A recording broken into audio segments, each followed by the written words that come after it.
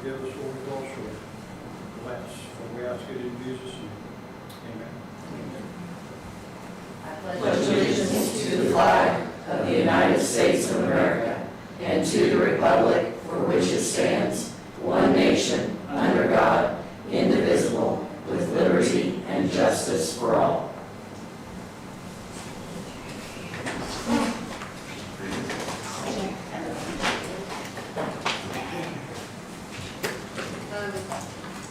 Here comes IT if you want to wait just a couple seconds, so. I think I'm wired now, which is better, but I still want to pass it back.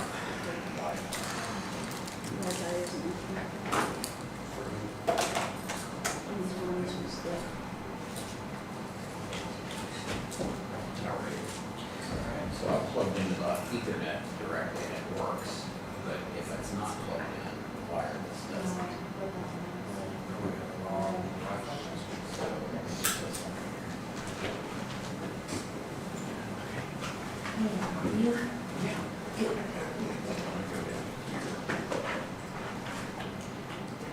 Try it over. I tried this one here, it asked for a network speaker.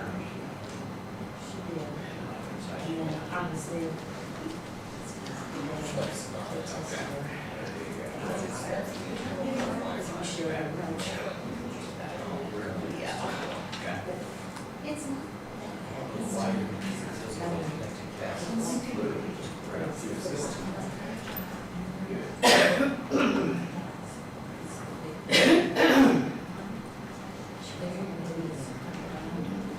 mine's not doing anything.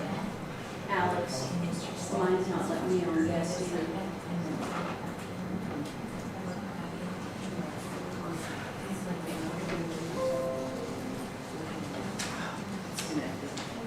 Finally, I had to try it a second time, and it worked.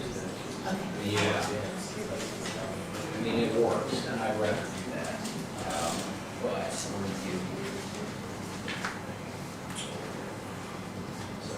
email me the access for the regular Wi-Fi. Try that over.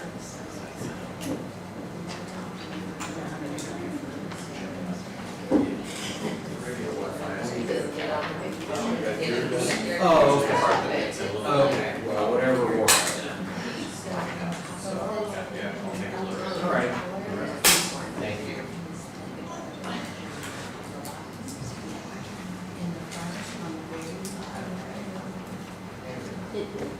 She might be on that. You're still working with it? Stay strong.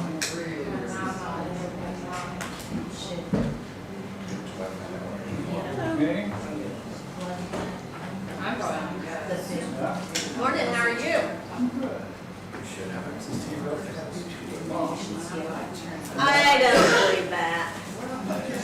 But that's the way to look at it.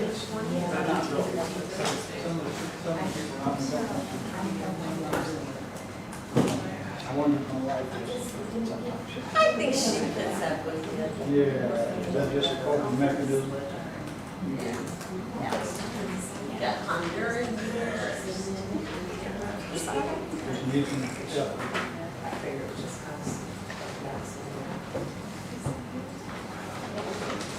Maybe they'll be.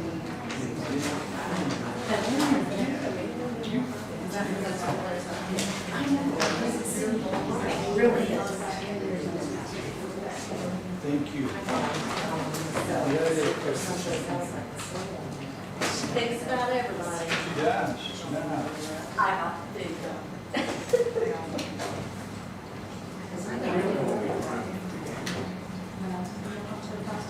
No, thank you. I've already had some this morning. Oh, you've never had enough coffee. I used to say that. This kind of heat, Yeah. it's hard for me to do. Yeah, no kidding. You get a big crown. Yeah.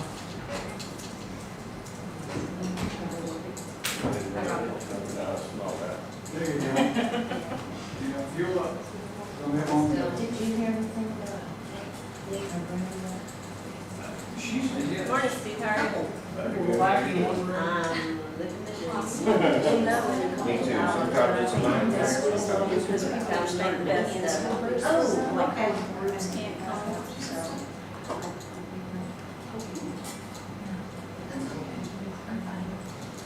Okay, if I'm in the chair over there, you have to. Hurt sound good? Very hurt sound good?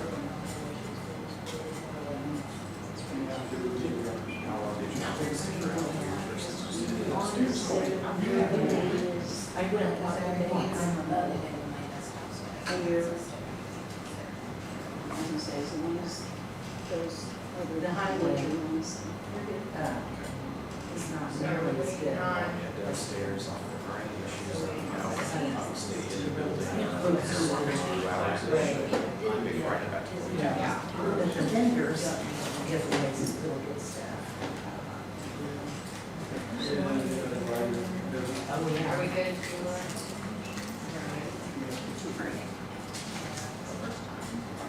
So the only thing that we've got here on the agenda for our regular meeting is the water and soil grant letter. Have you heard from her? Sheila, is she not coming?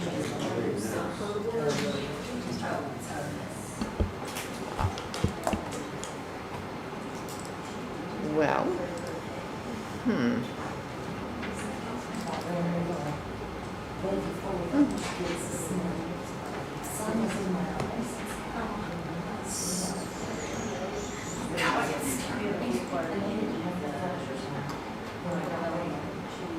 so, are we ready? So what we're considering is Cameron's soil and water grant match request. We had that at the last meeting, and it was, if I remember right, it's 3, because I've got it in here, but it's gonna take forever for me to bring it up.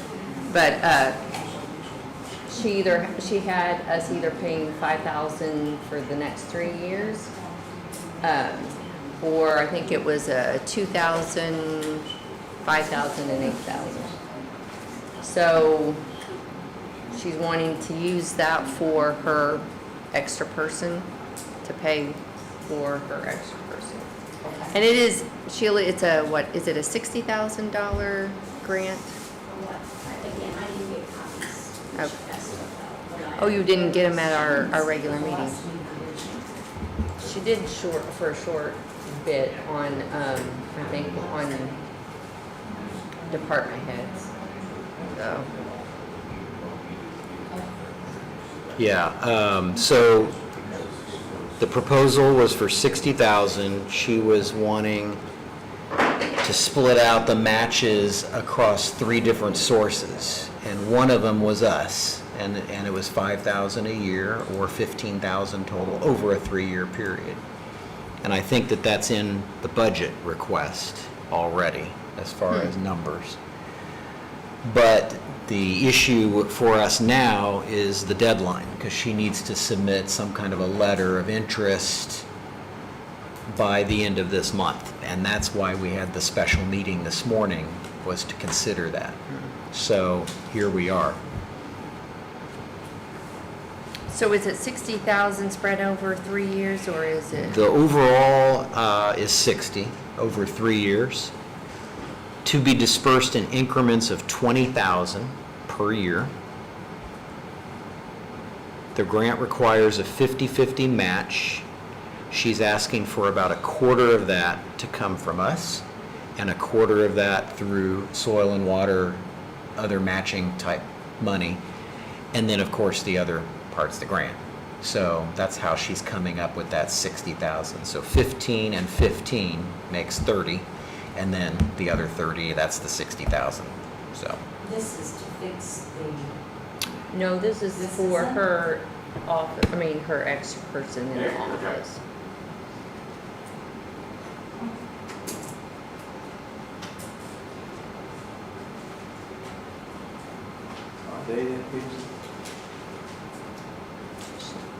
She says that she goes to a lot of conferences and needs somebody to keep the office open while she's gone. So I wish she was here.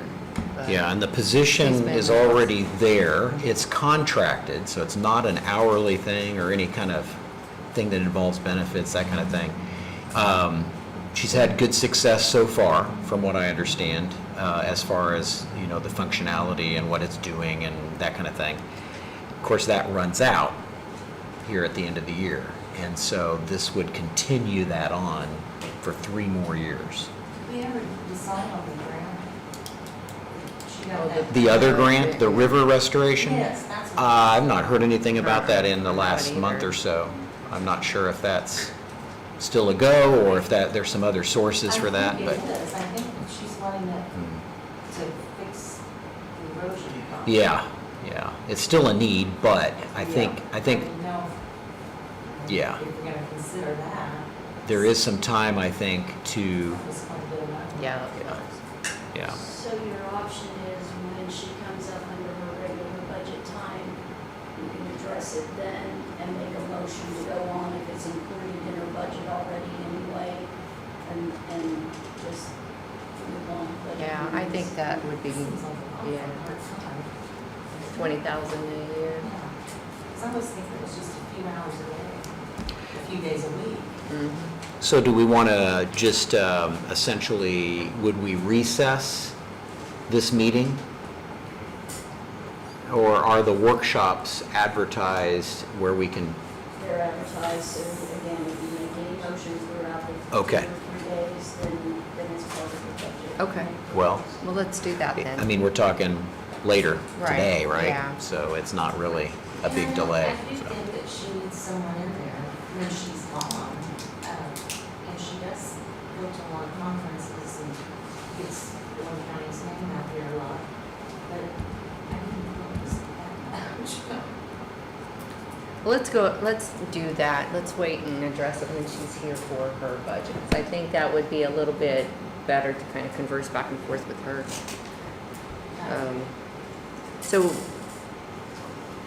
All right, so unless there really is anything else we need for this special meeting, I'm going to make a motion, we adjourn this meeting. okay. Motion's been made. Is there a second? Second by Nick. All those in favor? Okay, motion carried.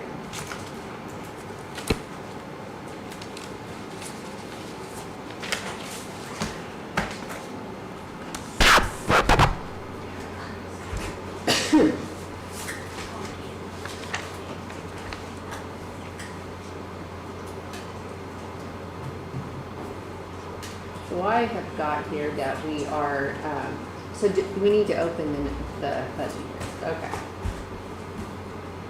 Do we want to do the prayer and the pledge again? Make sure the microphone is kind of around for you there. Be sure to use your microphone. Yeah. Turn it on when you're wanting to speak. Okay.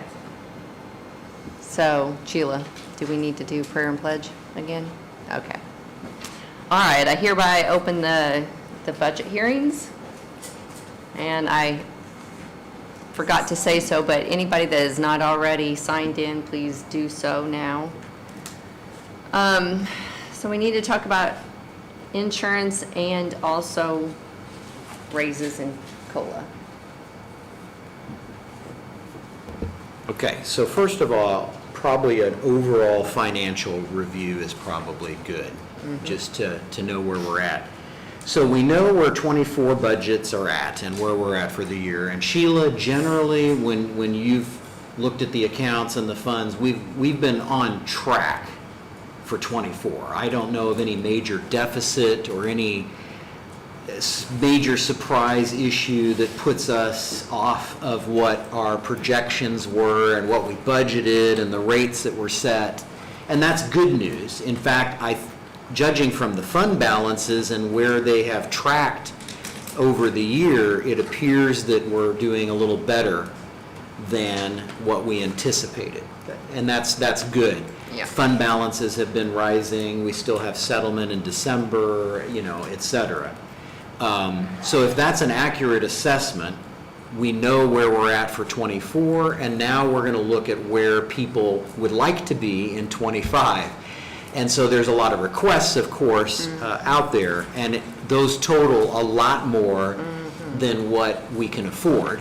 So we're going to have to be able to pare that down. There are some duplicate entries, and a good chunk of that involves insurance. And that's one of the items Councilwoman Chesser had mentioned. And we probably should tackle that or make that cleanup first, so we have the most accurate numbers going into our wage discussion and our other budget work. Because, for instance, in the commissioner's budget, as Commissioner Burton mentioned in the past, they put the grand total cost for their group health benefits and the liability insurance and the workers' comp in the commissioner's budget. So you'll notice 24, the commissioner's budget was $980,000. Now it's like 2-point-something million. Well, that's because the total amounts are in that budget, and they shouldn't be, because we normally split those out across other funds. So I would recommend we get that part fixed and cleaned up. And then the second part to that is any other last-minute corrections. I know that I don't think the vehicles for the sheriff's department are in the sheriff's budget. We want to make sure that the ambulance for EMS is back in EMS's budget. So there's some big items there that we know we're going to fund, but they need to be in the right spot. Again, making sure our numbers are accurate. Looking at revenues for 25, the DLGF had issued their income tax estimates, preliminary estimates, a couple of weeks ago. And just for your reference, the increase for public safety was about $100,000, and that's what goes into our 1170 for the sheriff's department. The general, or the levied funds, if you will, looks like that's about 150 for income tax. Economic development, lit economic development, another 35,000. Jail lit, 32,000, and PSAP, which is your 911, is another 16,000. So everything's up as far as revenue, but not big numbers. In terms of property tax, you have forms in front of you for that. Our levy is an additional 165,000. So if you think about general fund, election, assessment, health, we have an additional 165,000 to work with over last year for that. So we need, in my opinion, need to be a bit conservative this year. I think I'd like to see us put the most money we can into wages where possible. Now, what method, we're up to debate on that, but as far as the general goal, I think we should try to continue putting as much as we can into that. But we need to be careful, because we don't have hundreds and hundreds of thousands of dollars to work with here. And if you figure up the insurance cost increases and the other items in the budget that are going to need some attention, we're not going to have a huge amount to work with. So that's just a financial overview. I don't know if there's anything else you want to add, Sheila, or other thoughts? The numbers, I think, are good. I had worked them down, like for the sheriff's split fund, it's another $185 a month. So that gives you a little variable, even though the overall is up. But I still see with his budget comparing it, that you might have to move stuff back to the county general fund, depending on, because he has done a lot of additional appropriations. The PSAP and those have been pretty much are stable. So, and again, don't forget the ambulance. Those are probably the two main things, and keeping an eye on and allowing Ryan as much flexibility with moving things around and what you can spend, and the cash flow that he has, we have to watch it at the time that when they pay their insurance or their retirement and stuff like that, we have to make sure that their cash balance will benefit that, or be able to pay that full amount. So, but we need to keep that in mind. The extra $185 a month for him is a big substantial and like keeping from having to do all the additional appropriation. Right, because we'd like to get away from that.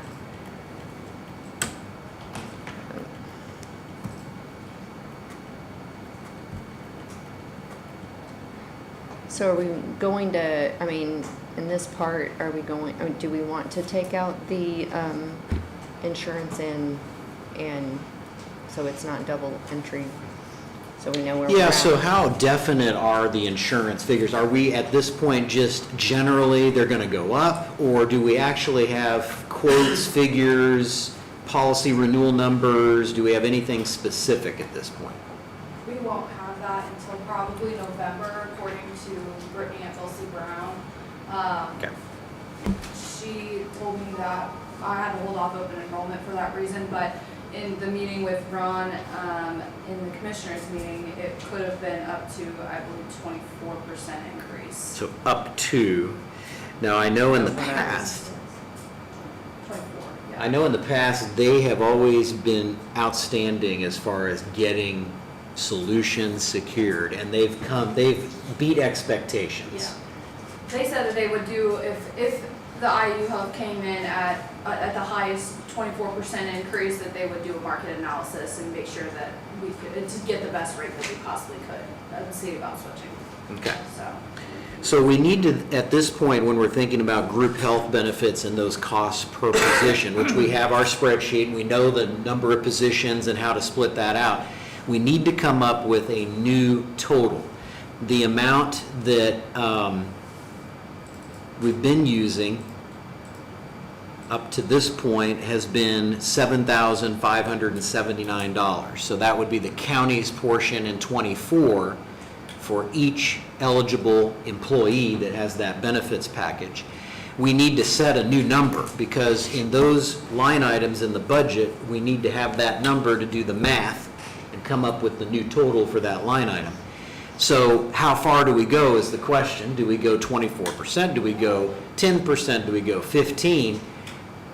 We can always go back and adjust it, but we need to have some kind of a number to work with, so. I had related to you guys that he had put 20% in their budget, but they had said anywhere between 20 and 24. So at minimum is what he had in their budget. Gotta go 20. I was gonna say, if we have to increase it, we would. I doubt that we know exactly what they are by October the 28th when we do the final adoption. So that might be one of them that there has to be an adjustment on. Or do you go ahead and do the 24% so you're covered? And if it comes in anytime after October the 28th and December the 31st, then we can go ahead and reduce it. We can put in a budget reduction after that. Sheila, did Gary mentioned passing some of the cost of health insurance off to the person that received it? Did that carry?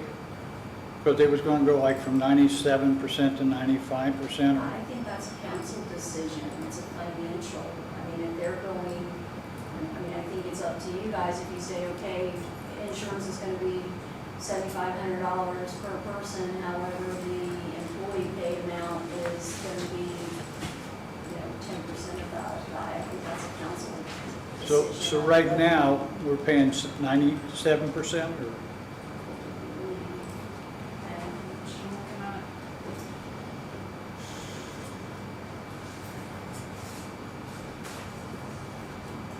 sorry, technical difficulties. See, we give a raise, but then we make them pay more on the Yeah. insurance. So I mean, I don't know if that's feasible. So the currently, if the employees are on the health insurance, it's $16.91 per biweekly pay period, and then the county is paying $264.86. All right, so what were those totals again? $16.91 and $264.86, and that's biweekly. So it's twice a month actually. So the 26. yeah. All right. Then we're not going to address that percentage then. Or do we need to make a motion not to address the percentage?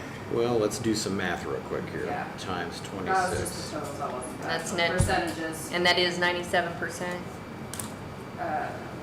I'm thinking that's what I it mean, the says. county has 1691 divided by 281.77. And that's 6% is the employee's part. So the Okay, so employee is at 90, we're at 94. Four, And the 94. employee is 6%. Okay.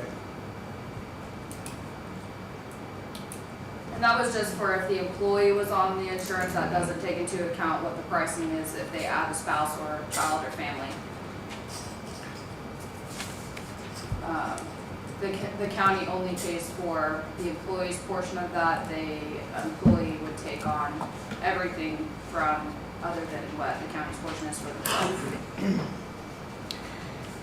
Yeah, so the county's, the actual cost, if you figured the 264.86 times 26 is 6,886. 24, we have 26 pays a year, but only 24 Ah, insurance okay. comes out. Okay, good. Just want, see, that's why it's a team effort, right? 86 times 24, okay, so 63, yeah. And that matches up with what we've budgeted. And I think we've been on track. In fact, we've probably been a little money ahead because when we have vacancies and there's positions that maybe aren't filled or new employees, there's a ramp up which we're not paying for during that period. So whatever, we already have a built-in buffer just based on normal ebb and flow of employment. I would lean more towards something in the 15 to 20% zone if we were to estimate an increase, just to keep the numbers somewhat reasonable. Are you talking about our insurance Yes. line? Yeah. And so I would take that 63.57 that we've had for this year and then figure the percentage on that, and that would be our new number. I Right. 475 has been insurance this year. Well, we're talking health at the moment. That's not all of it. So the health part is 63.57. So you're saying Correct. you're thinking that you want to do 15 to 20% increase on just on the health insurance side of it? For now. Now, That you don't think that it would be at the higher rate? Because I mean, as far from what I've heard, it's not going to be pretty. I mean, I'd it's- rather do a little, I mean, it'll probably, from my conversations, it's going to come in high. you think so? I think it's going to come in high. They do not seem very. They seem very like it's going to be high. So. Again, it's just It a doesn't fluid look number, an promising. estimate, but, if 20 is, I would think at least 20 because, I mean, I've always, on budgeting our, on the private sector side, you always be heavy on your expenses and light on 20 your was the income. minimum increase that Ron gave us in the commissioners meeting. so if we use that, it'd be 76.29 essentially for the new, the county's portion. part. Yeah, 76.29. What about the vision, dental, what kind of estimates are we looking I at haven't heard there? anything really about those changing a lot. Okay, life, probably not significant. Probably not. I Um, think the main one was just the health Okay. insurance changing. I really hadn't heard anything about dental vision changing at all, so. And they're not high dollar, but they're still No, in and there, our so. life insurance changed last year, so I don't expect that to change much, if at all. And the disability, that was a new thing last year, so I don't see those changing. And then the clinic, had that changed at all? Not as far as I know. Okay. All right, the clinic is at 720.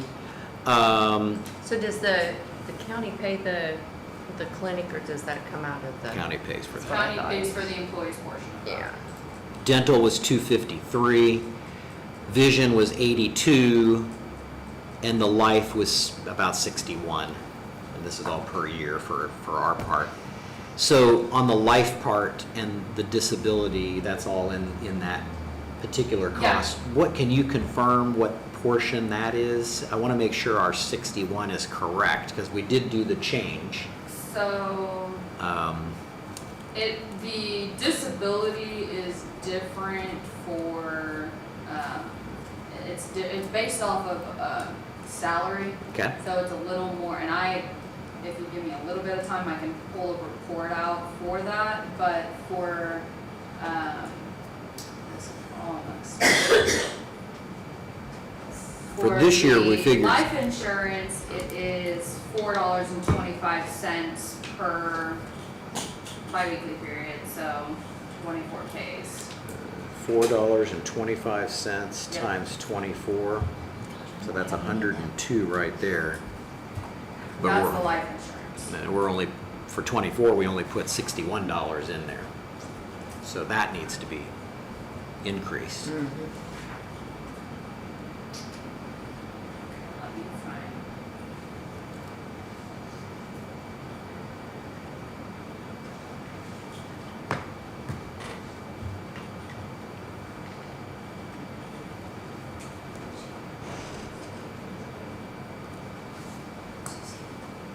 And that's through AUL? Yes. Is that who handles both disability and life? They kind of that Correct. package? Yes.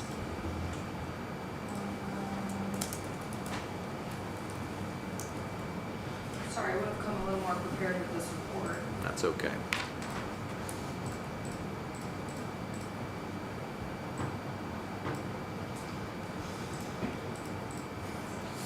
So are we okay with going 20% increase then on the health portion? Okay. 7629.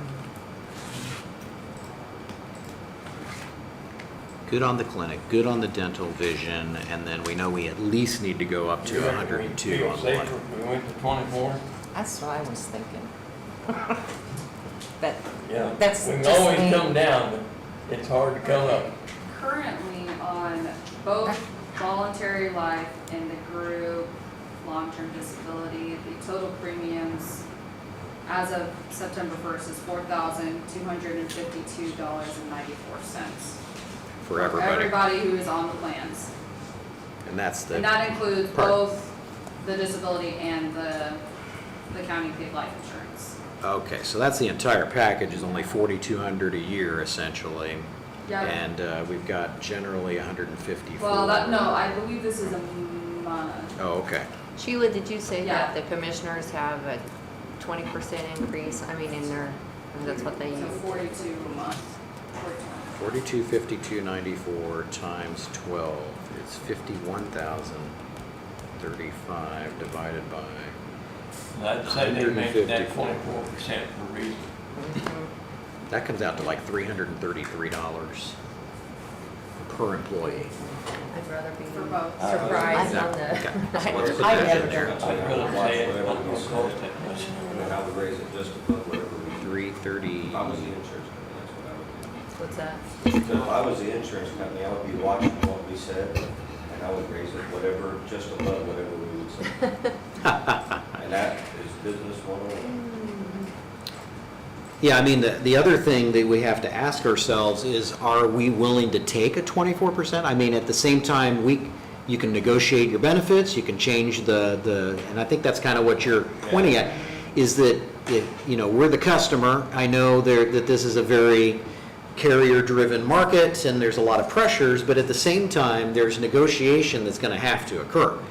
And do you go full dollar and say, well, here's your check? Or do we say, you know what, we can only afford a 15% or an 18%, it's got to work. So where do you draw that line, I guess? That's a very good point. And I don't think we should They'll just, super honest. And they're good to work with us. They They are good. for us anyways, that's why they said that they would do the market analysis if they do come in at that high-end rate. So I think that they do their due diligence very well. That's why I lean a little bit more towards being conservative with it. I think something in that 15 to 20, yes, I know it's up, could potentially be higher, but at the same time, we've got a budget we've got to make work. Any more money you throw into these line items, you're going to have less money for raises and all the other things we have to address. And if at the end of the day we are off a little bit and we have to put more towards that, then we got to do what we got to do, but what if we don't? I would rather work at it from that point rather than just arbitrary. With the 20%? Yeah, at least right at 20 or less. Okay. But going to 24 just gives them an open checkbook, in my mind. They surely wouldn't do that. Yeah. I think I'm good with the 20%. I'm good with 20. Yeah. Okay, if we do that, then it's 76.29 for that part. We're back to 720 for the clinic.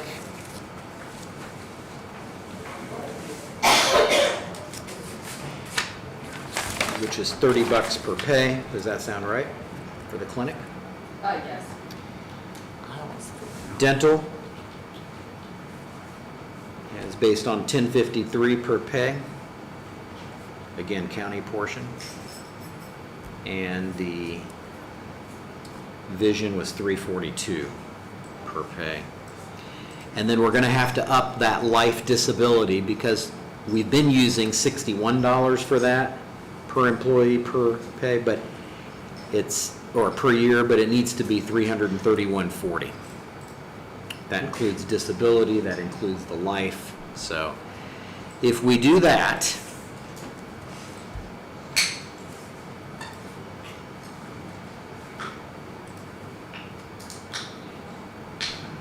then the grand total package amount for group health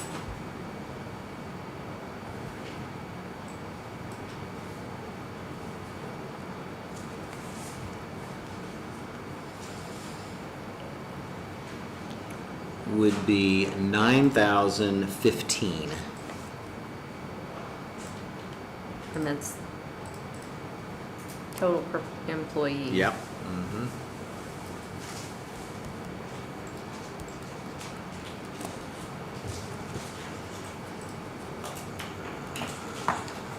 Let me check that real quick. And that's with a 20%, Anton? That is correct, yeah.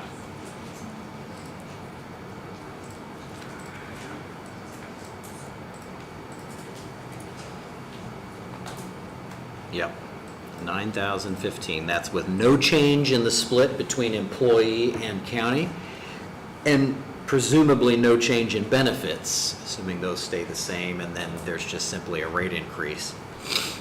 And that's the amount that we're going to need to use for all of those line items, times the number of employees that are in those particular budgets.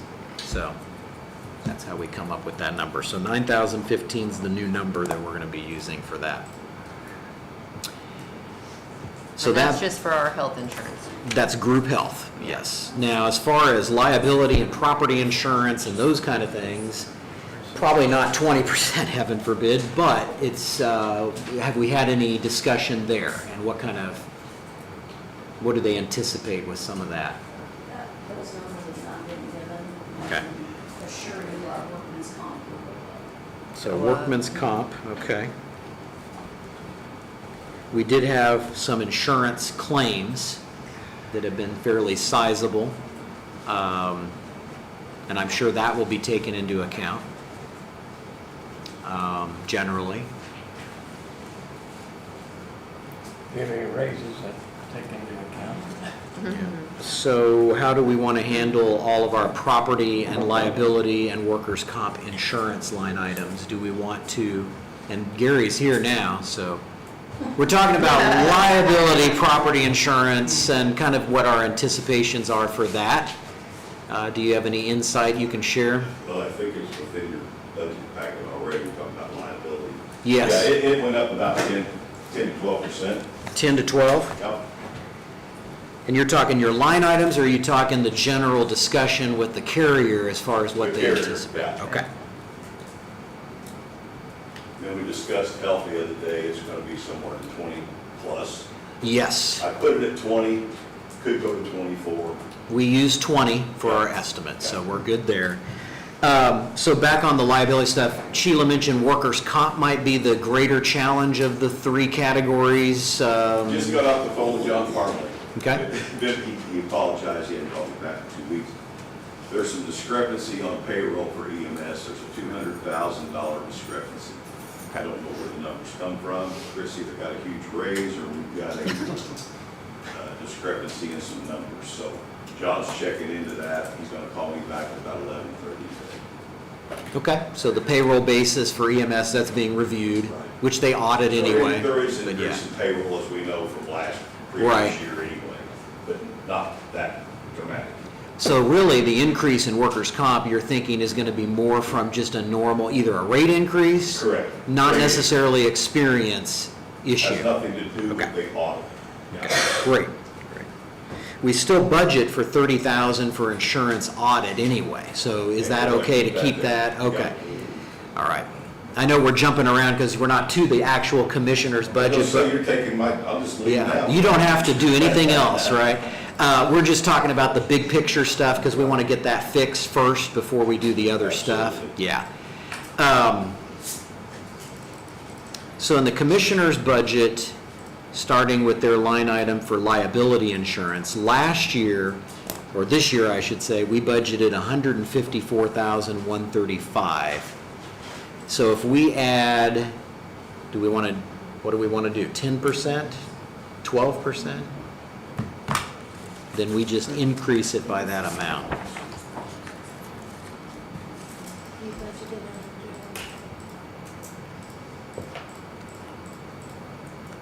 For figures, 12% I think, and 12, is that okay?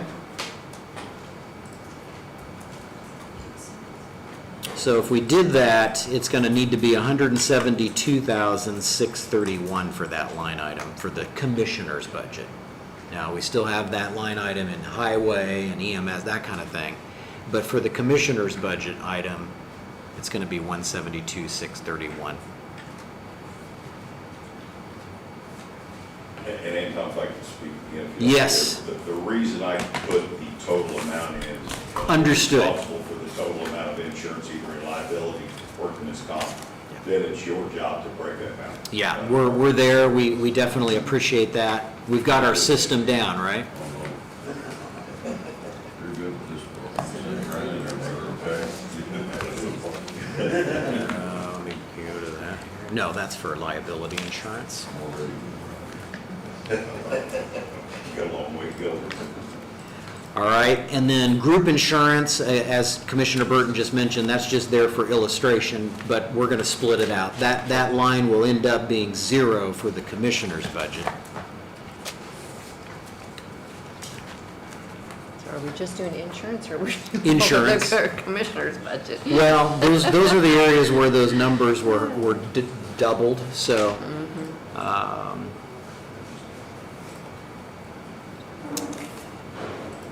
And then workers' compensation, going to be $24,937.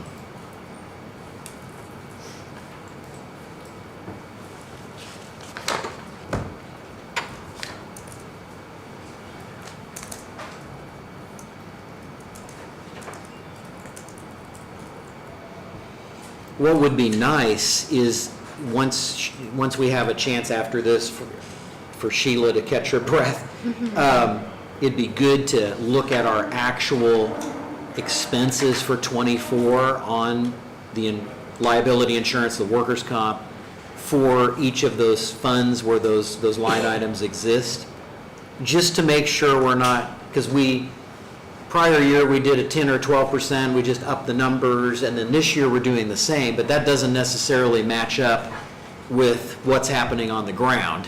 And if our bills have come in and we've paid X amount less or more, we probably want to readjust those back to reality at that point. But for now, the only thing we really have to go by is a percentage, so. And another point to that, Anton, especially on the group health insurance, as our employment does this, Right. one week we have 200, the next week Right. we've lost 20 for whatever reason, that changes that number as well. Yeah, we were talking about how we usually budget for full employment, so it would be to our advantage buffer-wise when there is some general turnover. Need to keep it there. It's just there. Yep. Yeah. So there is some extra cushion automatically, just the nature of the beast there, so What did you have in health insurance for commissioner's budget? 0 for that one, because we don't normally put it there.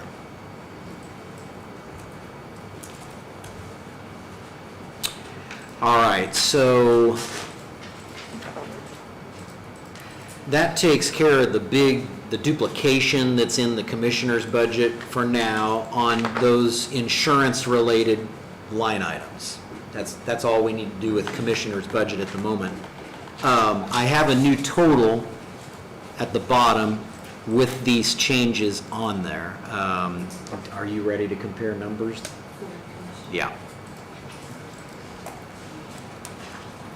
Are you changing elected officials? We're just doing the insurance line items at the moment. Yeah. So just what you have. Mm-hmm. I've got $1,052,096. Okay. 172,600. Uh-huh. A 0 for group health.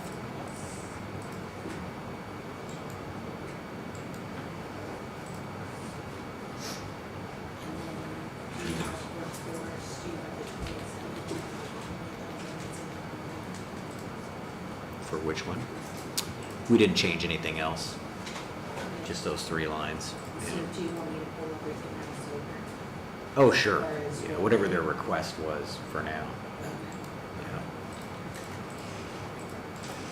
Those will still change, but we didn't change them at the moment.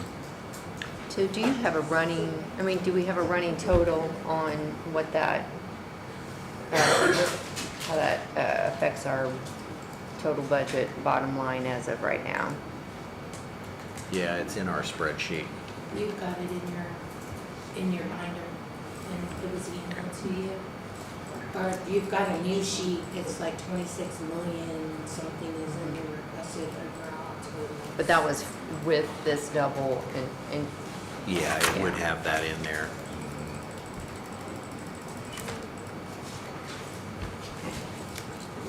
Yeah, I only have, We'll change these numbers along the way, it'll update this as she goes. so Okay. we can get it.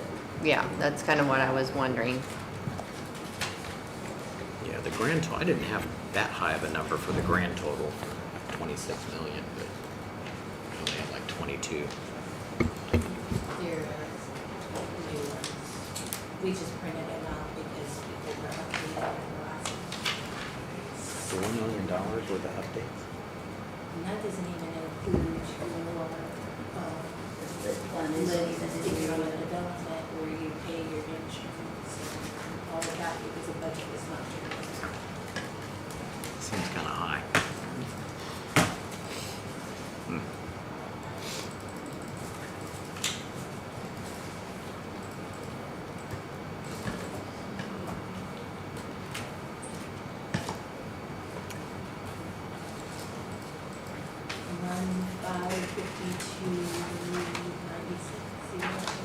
Yeah, I got 1,052,096. Got $500,000 difference. Maybe there's an extra zero somewhere. Oh, I know what that is. That is in.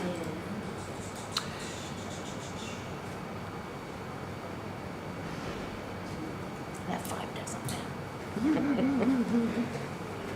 Where did we put that 500,000 in? 30100.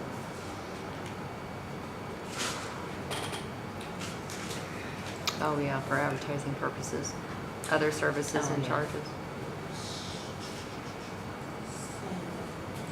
So last year, you guys, when it came time to advertise, we advertised the new and above. We put it in a council line item because of the differences and commissioners need it sometimes and the council does. We split it up and put 500,000 into council and 500,000 into commissioners. So you both will have monies that are readily available if we have to wait on the additional appropriation process. And that's also the first 2 line items that if the state comes back and cuts us, that's where you will look to take those cuts out of. And then if there's anything left that's approved, and those are both in the county general, if they're not in the levy funds, or we're going to ransom those. Yeah, and we'll get to that when we get to those budgets, but the big thing this year is when we adopt the budget, the advertisement prior to that does no good if you don't submit numbers that are higher to the state. And that's the mistake last year, not a mistake in negative terms, but that's the trick. Because when we had our 1782 notice at the end of '23, we wanted to shift that levy to EMS needed more of it. General fund needed less of it, but we had no way to do it because the state said, well, you didn't enter a high enough number when we submitted the budget. Not when we advertise now, but when we submit a budget. So we need to make sure that we bake that in October or whenever we do our final vote, because that's where it's really going to matter anyway. That also So. lets you move it from one fund Right. to the other two. Right. And explain again, you can put a little bit more in each one of them in hopes that, okay, they say it, but if you go a lot higher in each one of them, if they cut EMS but they don't cut or CUNY fund, then at least you have that flexibility because they approve the overall amount, so it gives you the ability to move it down to the others if it's needed, or to adjust the levy-ins and stuff so that the funds that do need it, specifically EMS again, it just gives you that flexibility, but you have to add it. You have to put it in there even though you know it's not what they requested, you still put a higher increase. And Anna couldn't stress enough in making sure that we went a lot higher, so. Yeah. All right, so I think we got the insurance stuff under control, and we'll have the numbers for the individual departments as we go through those budgets by fund. Anything else on insurance?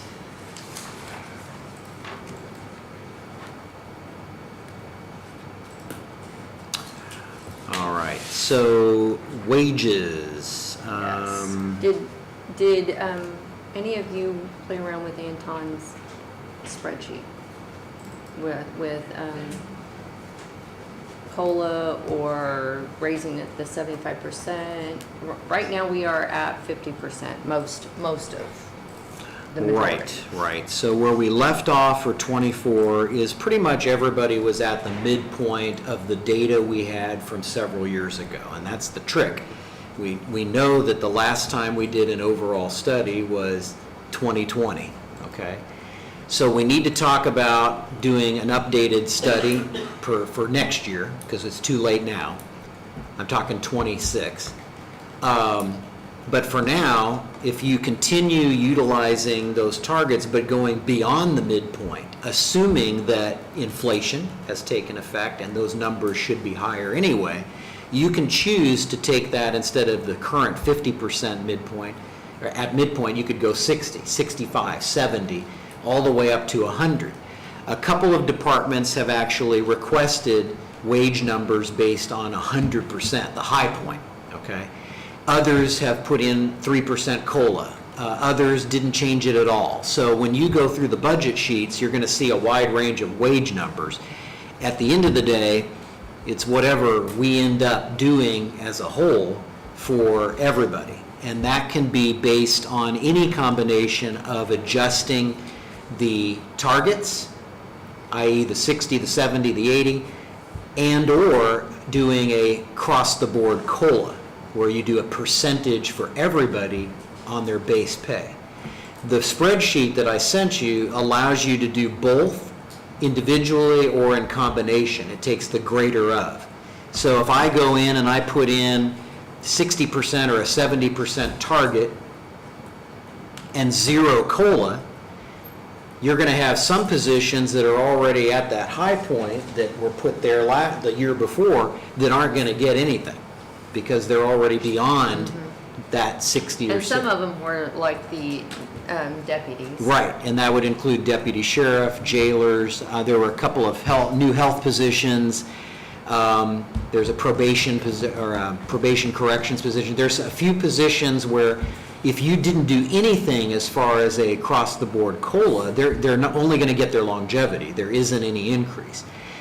But you could do that. You could do both. And you might consider doing a 60 or 70% on your target and then plug in like a 2% on your COLA, so that you're making sure that everybody gets something. And I've you're, you got- know, Yeah, I've got that right here. If we did not, I mean, if we just kept the 50%, you had a cost of 110,000 something. correct. So that's the ones that have not been at 50% and they're brought up to the 50%. Right, so in your sheets that you were given last time, you're given 3 printouts, 3 hard copies of those scenarios. I don't know if you still have those. But the one that Councilwoman Chester is pointing out to exactly, they look like this.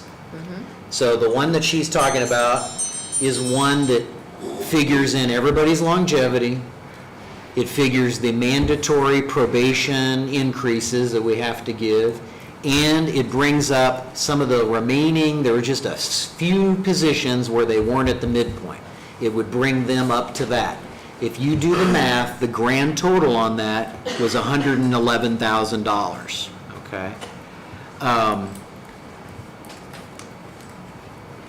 Anton, can you, I mean, if we went on the target to 75%, what kind of monies are we talking across the board? And can we financially make that happen? So the first question is taking it to 75. Let me give you that quick answer on what I was just talking about. If you didn't do anything except what you needed to do for longevity and all that I just talked about, your total cost system-wide is about $111,000. To go to 75%? No, I'm that's talking just the baseline. 50%. Baseline. At a minimum, Bringing everybody Right. up to 50% plus their longevity. because we're kind of starting at 110, 11,000, you know, that at a minimum is what we're doing because there's certain obligations we have to meet. So that is your baseline, not zero, but 111,000 is your cost right out of the gate, if that makes sense. So now, Nick, if you suggest 75%, I've got 490,180 and 49 cents is what I've got. yes. 409, how much? 490,180 and 49 cents. Yeah, obviously. But then, with no COLA. Yeah, and I've made, the newest version I have incorporates employee data from since that time. So it's a little less. It's about 411,000, Oh, okay. system-wide. Yeah. Now, the next question is, I'll ask the auditor, is that feasible? Can we finance it? The 411,000, That's what Anton, that's the figure, yes. I think so, just the increase in taxes and settlement this year. But I would say this is your baseline for 2 or 3 years, because taxes are not gonna go up. They just finished doing a property and a structure. And I think this is I think this is the first of the next 3 years we're gonna be at that target. There you go. But Okay, given, all I right. think Anton originally started out saying that Okay. we pretty much I have been on did, track I for did. the year. Okay, so even though I had zero in there, I hadn't gotten out of it, okay. One big thing to keep in mind is there's no more ARPA monies. You're not gonna have a fallback, you're not gonna have an emergency pool. The highway and the roads are gonna be the one that suffers the most with not having that. So you wanna give yourself cushion to make sure that you have emergency funds too. But do I feel that the 75% is affordable, 411,000? Yes. But then inside of that, we couldn't look at any additional employees or anything possibly different than the basic budgets. Is that what we're asking? No, I think that you could still look at some. I mean, it would have to be depending on the adjustments, depending on where you started them at. A new hire is obviously going to be less than somebody with longevity. So you're adding minimal in new hires, but are they needed? Yes, desperately needed. I'd give anything to have another employee. But I also want everybody fairly across the board to be able to get raises too, and we'll figure it out somehow.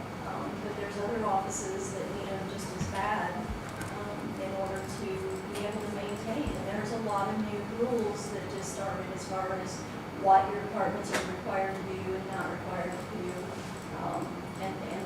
adjustments and having the availability of an employee is extremely important. There's also something, I mean, you know, we could do a combination of the two. I've got like 65% in here, and then a 2% COLA, because the ones that are already at the 75%, like your deputies and some others, they wouldn't get anything. I mean, they're, with the COLA, they get something, you know, so that's something to think about. Yeah, and Nick, at your 75 and your 2%, that takes it from 410 to 490. Yeah. To me, it's worth 80 grand system-wide to make sure we have everybody getting something. And that 2% does that for the other positions that wouldn't otherwise have anything, in my opinion. And if you look at that and break down the numbers, the county general portion of that is $245,000 increase. The highway would be $51,400. The EMS is $60,000. So, you know, that 480 or 490 figure gets split out among all those different funds. It's not all on general. And that's what makes it doable. And to me, I think that's kind of the upper limit, to be honest. If you think about the levy itself is only going to be plus 165,000. If you look at income tax, similar. That takes a lot of that additional revenue. It already grabs it. So if you're really wanting to put as much as you can into wages, this would be a good aggressive combination that's not going to leave much for anything else, to be honest. If you think about other positions, you think about the health costs that we just talked about, liability insurance, and there's also some ancillary increases that are requested for certain issues that are in these budgets. So you're going to need to make sure that you have enough money to cover these requests. But I think we need to start somewhere now as we go into the budget so that we have some thought in our mind Yes. of where we're going and what we can accomplish. I make a motion that you're thinking 75? Can I ask a question Yes. first before we make motions? On like, okay, on your spreadsheet, you have, like on the elected officials, you've got the base. And if we've got COLA, and then what their amount budgeted for 2025, so that would include everything. Correct. On our other employees, like,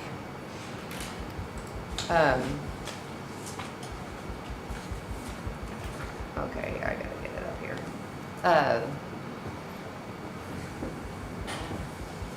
Like on your master list, is this include the, their longevity and everything? Okay. Yep.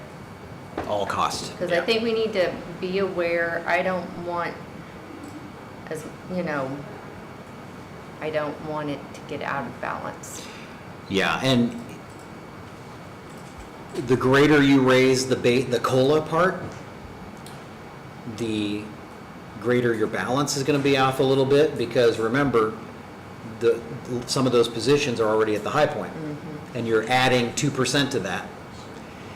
And so it's, that's one of the reasons why, that's one of the consequences of picking out certain positions and upping them. Yeah. Because then as they compare to everybody else and in similar groupings of duties and responsibilities, you're now not paying a uniform amount. So, but that being done, and we can't go back, if you want to at least give something, you got to give a little bit of COLA. But if you give too much, you're just Widening that you're gap. widening that gap. And I think the 75 too is going to create, it's still going to favor more towards the midpoint positions and go further for the inflation part without having too big of a gap on the COLA part. So what you're So- saying, Anton, at 75.2, we're going to bring some of the people up much closer to that target point. It'll be above the target, Okay. 70%. And then, Yeah. but across the board, everybody will get, now, those who are raised by the 75%, they won't get the 2%. Correct. It's all, they would already be getting more money Then- because of the 75 than the 2. That, Okay. because it takes the greater of. Yeah. I would like to make a motion then that we target the 75% and the 2% COLA, and that gives us some groundwork to work with. And if we get done with the budget in 2 days and the money's not there, then we'll have to address that issue then. But I think that gives us some point of reference to start with. How would 75.2, how would that affect the 911, Anton? Let's see. So that would be 1222 and 1235. So it'd be $4,000 more out of 1222 and 12,200 out of 1235. So it's going to be, it's about 16,000 overall. I make that a motion. Motion's been made, is there a second? I'll second that. Seconded by Anton. Any other questions? All those in favor? Motion carried. All right, so the great thing about the spreadsheet is we have the numbers we need instantly, so we can easily start plugging those in as we go. Just remember that each department has some requests and their comments. Some of the requests, for instance, where no one asked for any increase, they're going to get one because we already figured that. Folks that figure maybe 3%, there may be some pretty close or already taken care of. Folks that are beyond that, there's going to be additional that they're going to be wanting, so you're going to need to consider that still, even though we did this at the moment. So.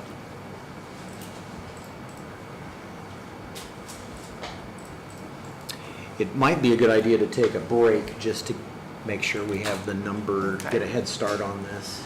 How long you want? 5, 10 minutes? Yeah, Okay. yeah. We'll take Supposed to take a break anyway, but Yeah. What we're supposed to be. I know. 125, We're a little have you bit gone by behind. that, or?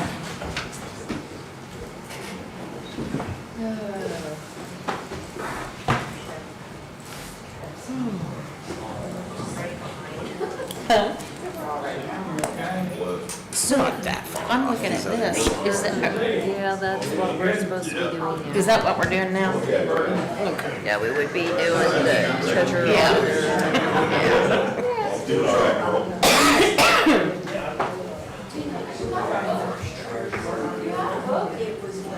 I thought you were trying to hold my end. You'll be the first in about 20 years. If I no, all right.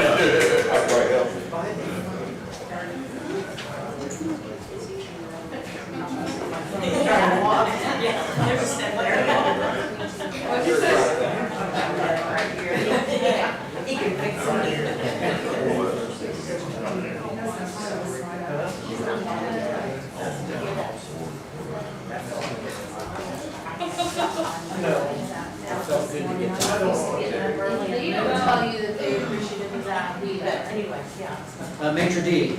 Maitre D? How are you? I'm good. How are you, Kelly? Good to see you. 2 weeks ago, yes. I haven't seen her for a while, but anyway, they came and checked her, and she was positive, and I said, oh, great. You want some Here, she doesn't like her, but I know, we were sharing, she'll say, we got more than this thing together. Should be 200. Pretty much. Wow. I knew it was like that. It was You not- feel that helps. And it's good every day. No, it's not. No. No, she- Most of the time I have it. Occasionally. I mean, I'm not judging. I drink big Starbucks. Yeah. From where I live. Sometimes I do. I mean, who am I? To judge? How much coffee I drink is. I find it's excessive. Same. Yeah, it is. The amount of driving I did just solely to get coffee is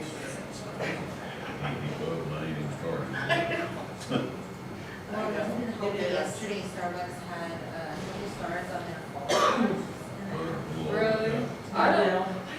I'm not a pumpkin spice They person. have a new apple flavor.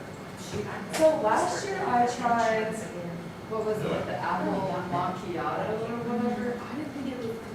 It doesn't have enough apple, like, it's not a strong enough flavor Yeah. for me, but like, yeah. Did you try it then? I did last year, and I might. Did you try their new one this year? The like, chai, like, one, it's not yet. Really? It's on my list, but like, I'm also diabetic, so like, I can't have like Right. full sugar stuff all the time. Yeah. I can have coffee and cream. Well, And if I'm just gonna have coffee, honestly, I'm gonna just have coffee, cream, Main Street, yeah, coffee. yeah, right. And it's local, so. Yeah, that's true. Win-win-win. It's pretty good. Do you want,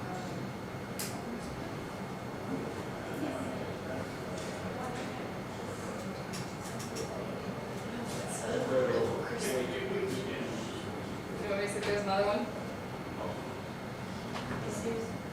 They're, leaving the, give me that writing. No, I just didn't know I needed it in.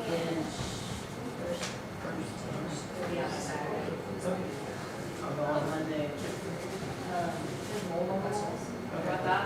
Well, Megan and I were gonna go, I talked to him about it, so I'm gonna have him come with me. Yeah, leave it the way it is. Charge the kids, right? No. Yeah, I was about to say, I'm about to Because I say. was thinking it was I saw it on the wall, and I'm like, I wonder if I can charge it, or if I just get this. No, just let's.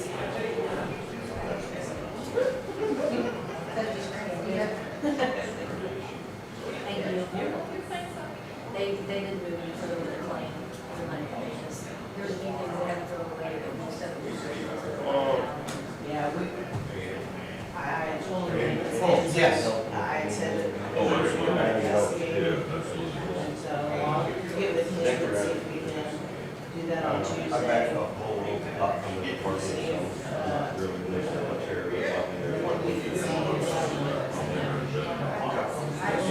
Good, I usually count on you, so I was like, well, I think, I already said, well, I'm sure he'll be there, but Absolutely. I'd run into him on. We'll be there. Hi there, how are you? Good. Hey, Sandy, how are you? How are you? How are you? Sleepy. Yeah. I don't know if there's enough coffee in the world today. I'm working on the second cup.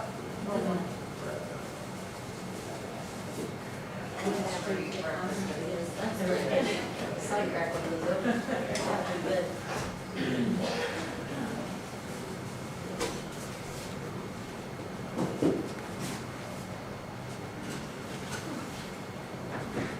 How you doing? Yeah, Mackenzie.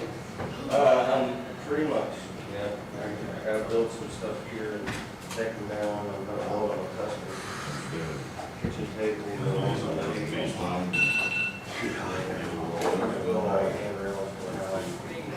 Good. But I get through most of that. Yesterday, I was gonna say, Lorenz sitting here, yeah, that's I'm it. walking up and he sits in the truck and those little skinny, I got him 4 cans of beef wasp. So he's a little electric. I love it when you say that. We got 2 cans of that sitting tied in his basket. So he can get out and fight, at least get out, he's got a fighting chance. He's got to defend himself. Nice having you extra room, thanks, Andy. Luckily, Yeah. since he's legally blind, but you can only hold it one way to make a spray, so they might spray back in his face. That's So good. gotta make sure all that. So, it's like, you know, it's like racing too low. Yesterday, I got so much already for it, like Mountain Dew, you count Mountain Dew. Goes to all, he says, he reached over and smacked it.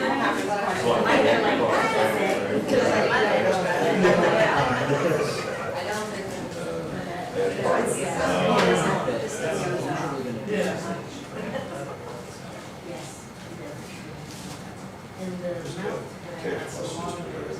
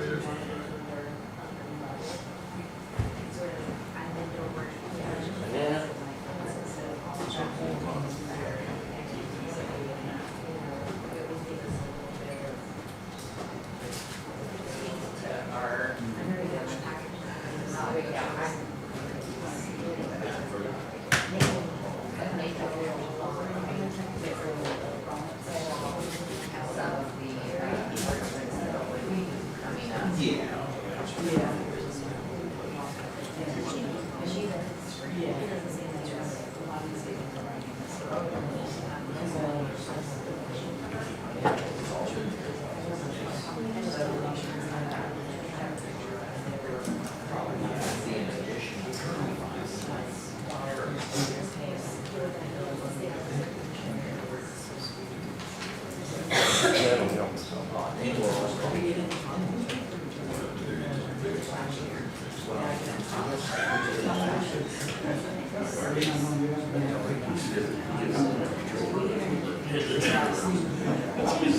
point.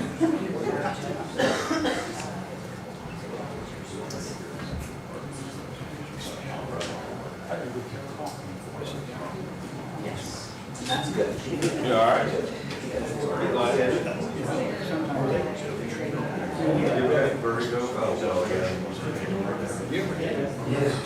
And I would wish it had been worse enemies. You know where I got it the very first time? I was kind of close. Yeah, I was dying for money back. And I was making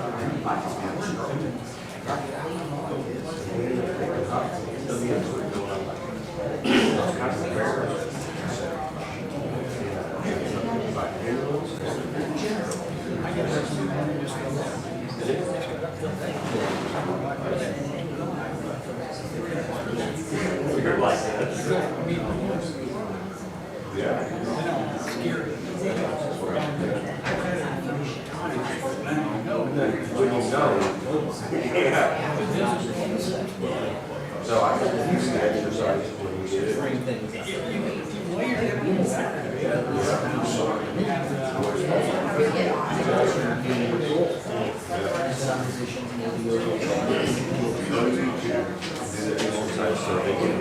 It's this, and you have to do it in order.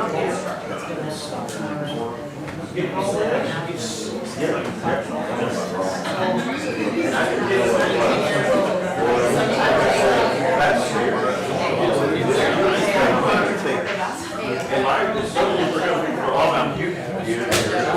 I was worried. Yeah, you're worried,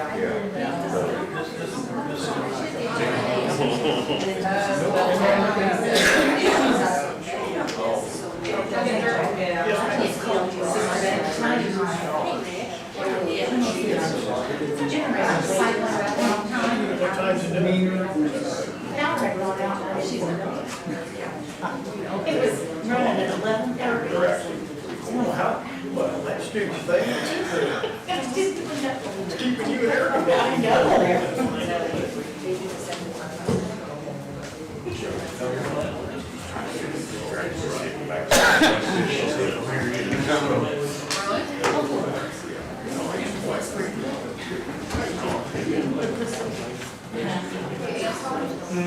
Once that report for the life insurance disability, you want that premium report that I pulled?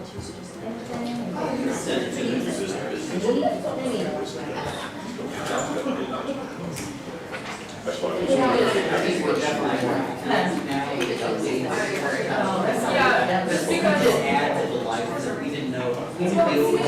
First number, yes, the 7,000, I think we were above that last time.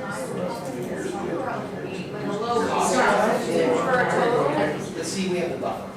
Yeah, right, no, this one, I think is way more accurate. And I don't think that there has been like that difference. Disability that we had, there has been a lot in the last 6 months. We're gonna be looking at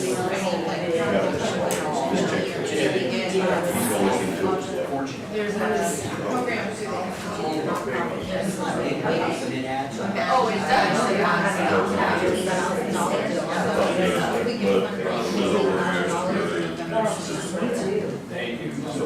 She has good days and her bad days.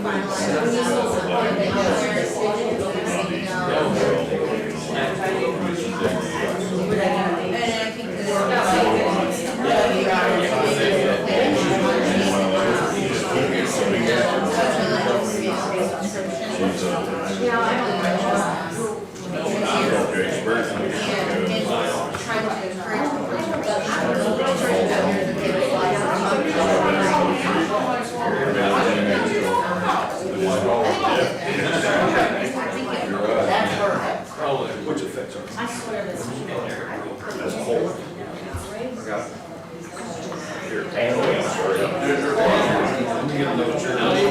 I am talking. You did too? Yes. I believe it's.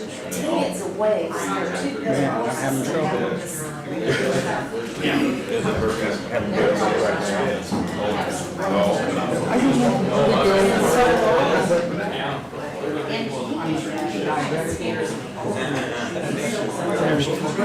I get it under, once I get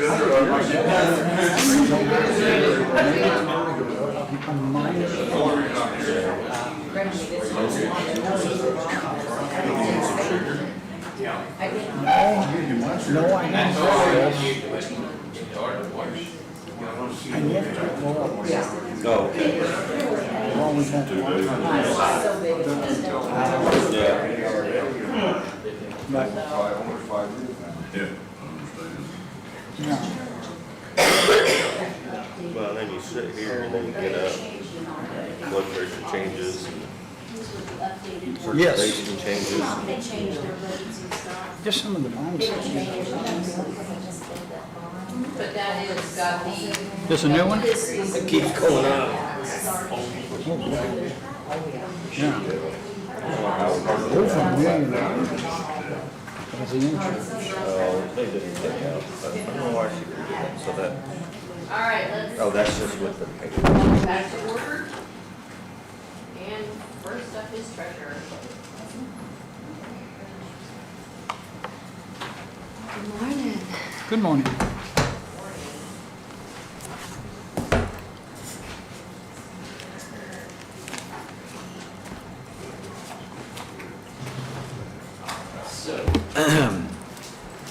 First.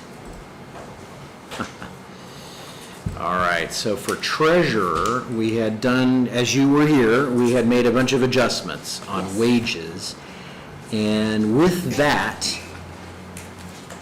for the elected official, it would be $54,654. And then for regular wages, we have a chief deputy position and we have a regular deputy position. The total of those two would be $81,038. That's under regular wages. And then for part-time, we're assuming you have, going to have the same kind of hours, capacity, schedule, no changes there, right? Okay. So if we just kind of keep the hours the same, but we adjust the wage, it would be $10,602 for part-time. And then that would make your FICA $11,192, and PERF would be $15,198.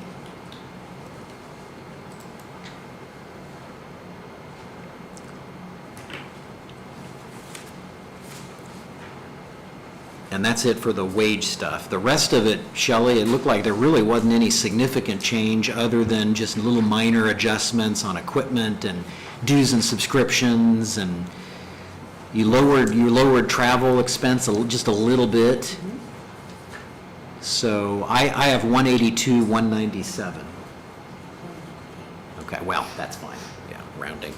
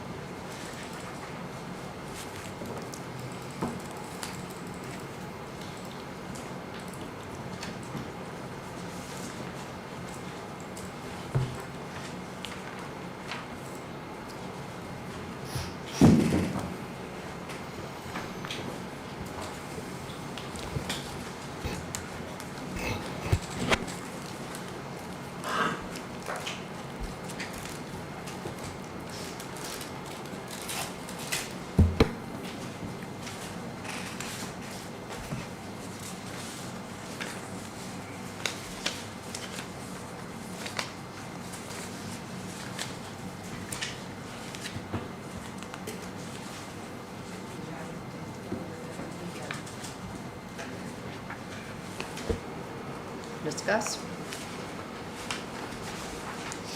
I guess maybe just a quick question for me. We haven't got to Toshiba yet, but do I need to do anything in regards to Toshiba?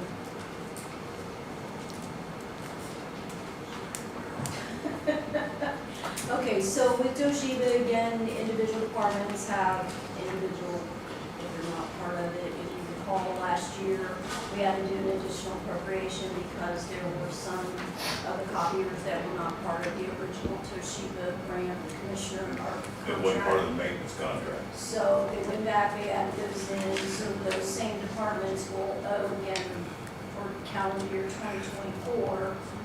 She has 3, I believe, 5 in her office. They've only accounted for 3, but I have a total of 5. So we need to get that added to, they added them to the contract and they weren't being, and it's not coming out of her budget. So we either need to absorb it all somewhere.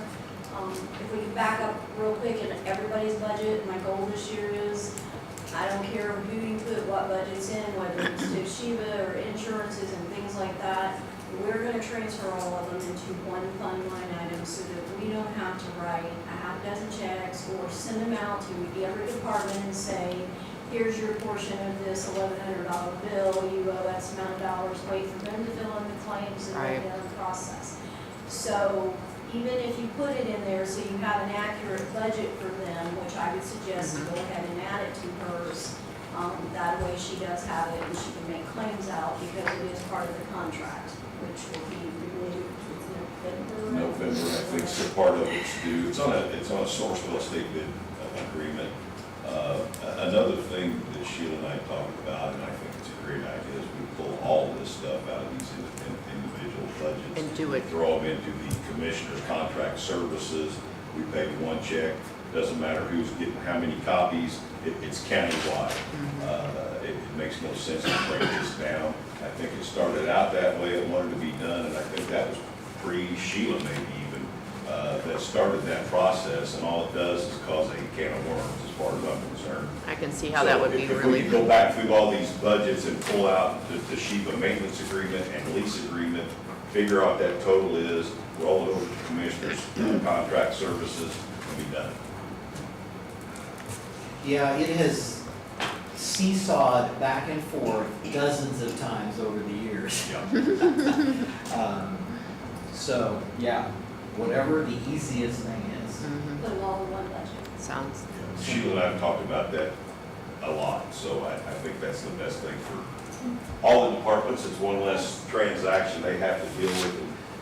Because it's based on the maintenance side, it's based on how many copies they put out, so it's never the same, it varies, so. And obviously, the auditor's office puts out all kinds of copies, so, I can see how that would be a nightmare. yeah.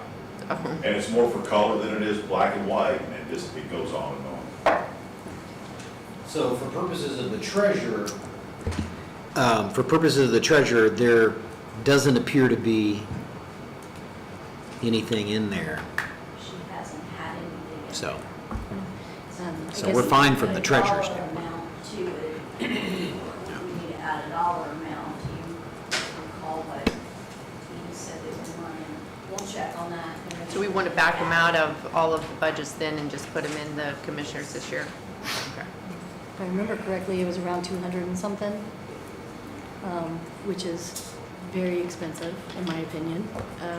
My second part of that, even while we're on Toshiba, the receipt printers that we have, they are not actual copy printer machines. These are just receipt printers. We can print reports off them, but they're most importantly, the 3 up front are our receipt printers. Those printers themselves have been bought by the treasurer's office throughout the years. Toshiba's never provided one of those to us. So if Toshiba's put us in their contract, It's are they just on the ownership maintenance now? side. It's not the machine, it's the maintenance side. Just the maintenance side. So they wouldn't replace a printer if needed? If you want to be added to the contract, but those particular ones you're talking about are not part of that contract. The only reason they picked them up is for the maintenance side, the toner and those type of things. If you want to add those, then we'll be doing contract negotiations in November. And again, since it's not going to come out of your department, Shelley, it won't matter. You tell me that you're wanting to add a printer to the state bid contract, that's what we'll do. Not necessarily. I would prefer that probably none of them be on the contract, to be quite honest. Anytime we call to get toner, one, they've got stickers on all 5, but they only give us toner for 3. But then when we come into tax season, we run out of toner quickly because we're printing 2 to 3 receipts per transaction, and they will not, they give us quite the, what's the word I want to use? They don't want to give them to us because we've already ordered one 3 weeks ago. They don't think we should have another one. Well, that's not their opinion, but they don't get that choice, so I need to know that when it happens, first of all, if we won't have to make those phone calls. Okay. But when we order tax season, let's double and triple our order and just say, hey, we need 5 toners, and that's what it is. I have multiple emails where we have done so, and they've only sent us one. So I can show you that. Don't hesitate to call me on that, 'cause Okay. I have no problem calling With you. Jim Williams, because she's not the only one. Everybody has busier seasons or dependent, and again, same in our office, just having, having the different ones that are in there, but we can't get extras. So I'll fix it. if you- And that's why I say I prefer not to be on the contract at all, I guess, because I can get toner through Amazon way cheaper. So, I mean, that's just what I'm seeing on my end. The frustration level with Toshiba, but whatever we need to do, that's fine. But on the printer and copier side as a whole, the county is saving a lot of money being on that contract. Maybe not on the maintenance side, but on the machine side we are, because we're on state source code pricing. Yeah, because ours are all USB, they're pretty cut and dry.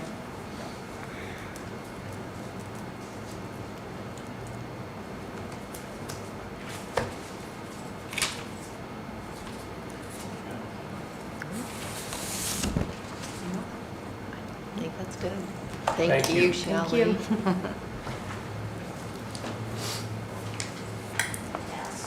Okay.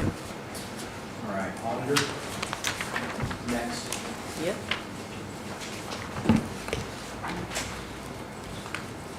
So for the elected official pay, Wait just a minute.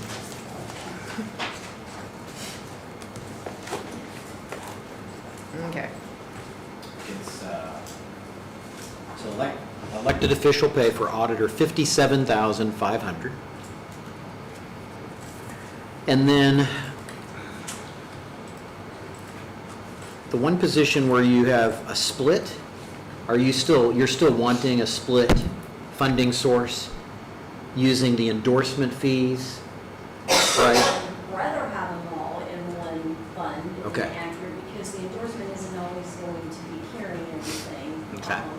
We could afford maybe one more year comfortably out of it, and again, we did that split with, I believe it was Williamson's pay. Yeah, is it 25%? Is that a level? Or considering that there's now an increase that we approved, is 25%, is that dollar amount going to be too much, or should we? Okay. All right, so let's do that one first, because then I can do the rest. With the, Yeah, so we're going to go to the auditor endorsement fees, which is right next to that. And we're going to use that position's new amount. We're going to figure 25% of that. All right, so under regular wages, it should be $10,564. Your FICA is going to be 808. Perf 1183. And then there was supplies for $100 in there. So the total is 12,655.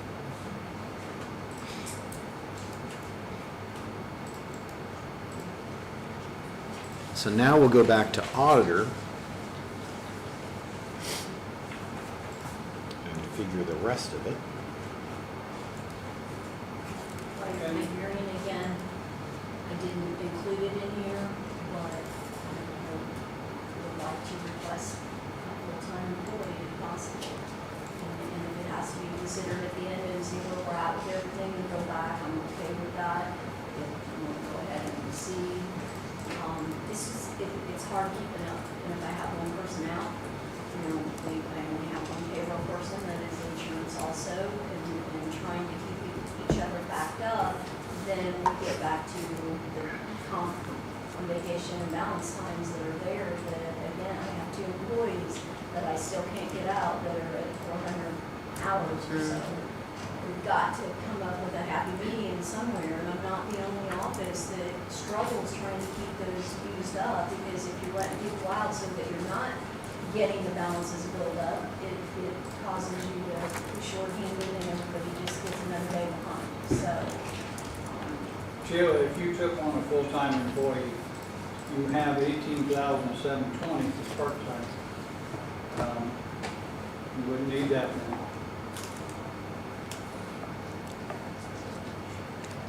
that was the minimum of asking for at least a part-time person. Yeah, okay, so So that would go toward whatever the full amount would be, again. if that person would help at 20 hours a week, would that make it?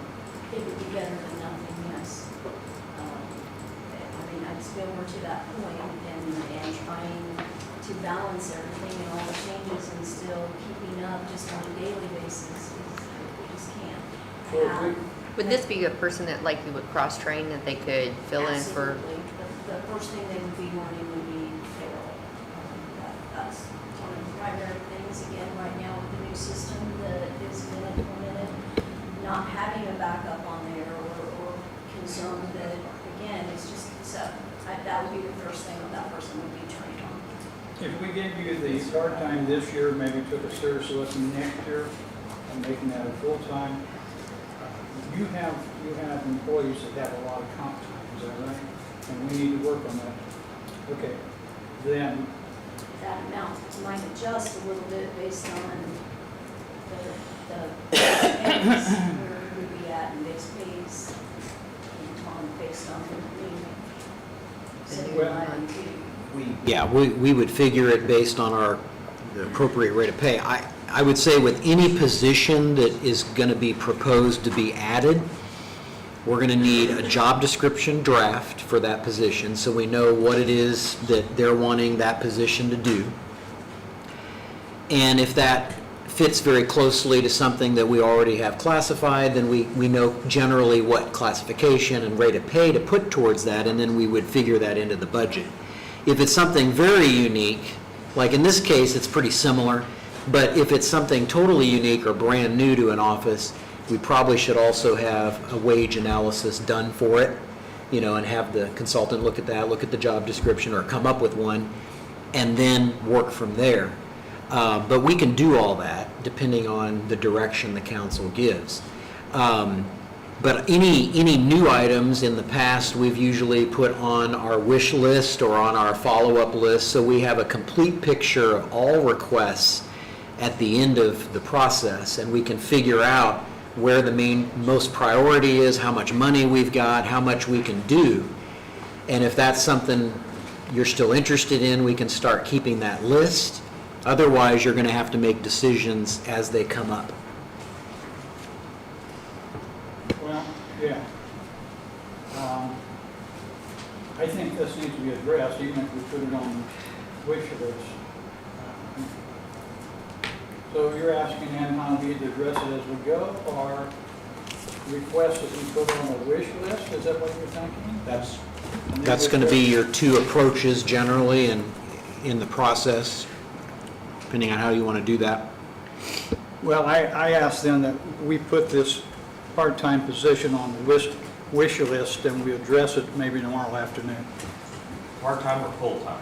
Well, it's a part-time of 20 hours. She asked her, that's what she has, a part-time. I know she'd rather have a full-time, but I don't know.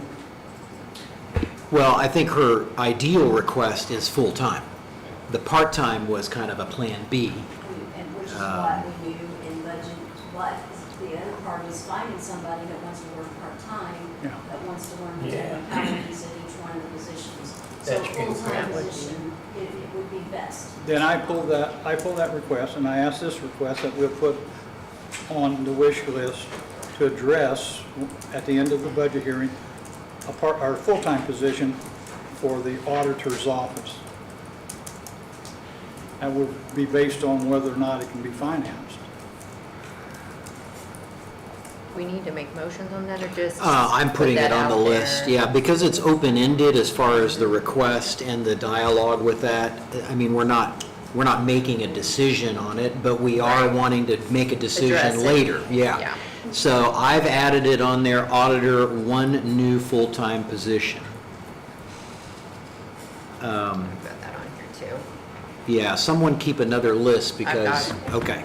Well, we need to get these offices comp time cleaned up because it's going to come back to bite us one day. I think there's still people out there with hundreds of hours of comp time.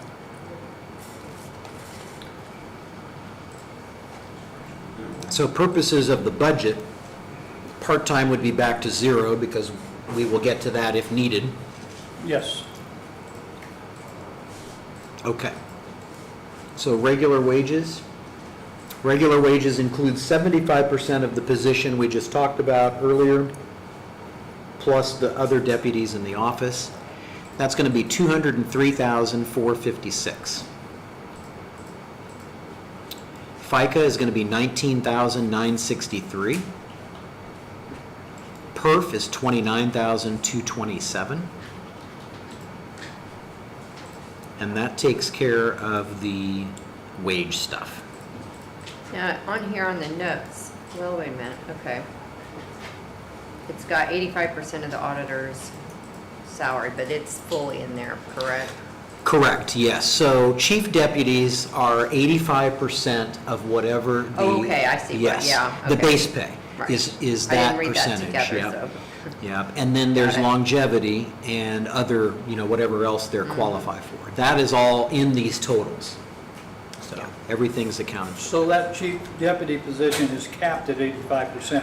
They're not capped at 85. On the base It's pay, they 85 are, 85% not on of the- longevity. Okay. Right. No problem. Right. So if we give 75% to someone, it would not be any more than this 85% of the elected. base- But yeah. That's the thing I was looking at because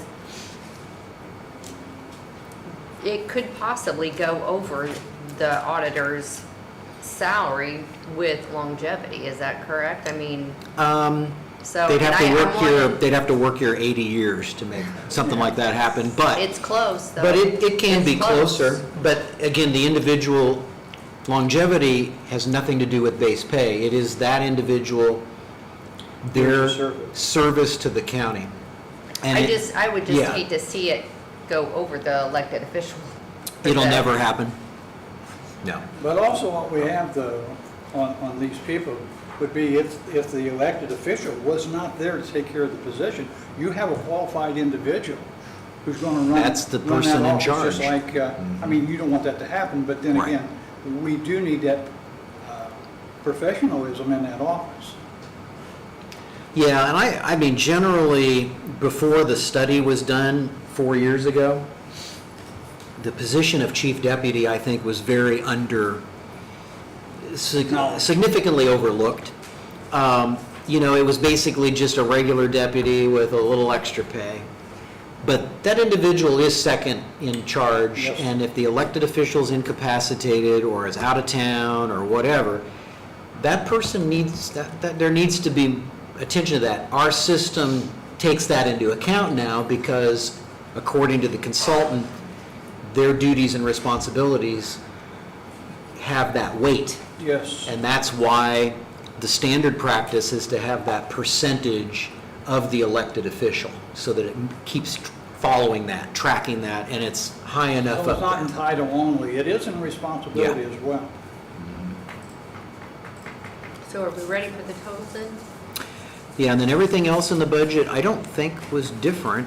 There is a copy machine lease agreement in there, so how do we handle that? Did we back out? As long as we're keeping track of it somewhere, that they're moved, or we can go back and move them all after. The whole thing, the 6,000, Yeah. is 0? Okay. And then we'll make a note, moved to commissioner's budget. Okay.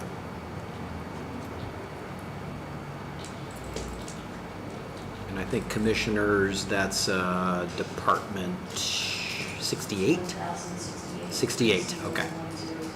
Got it. All right, so we've made note of that. The grand total is 341,236. May I ask, where did we took the 6,000 out, is that Yes. part of the difference in? We're taking the 6,000 out and adding it to the commissioner's Okay. budget because we're putting the whole lease Well, agreement. that puts in. us the $6,000 less, okay, thank you. Okay.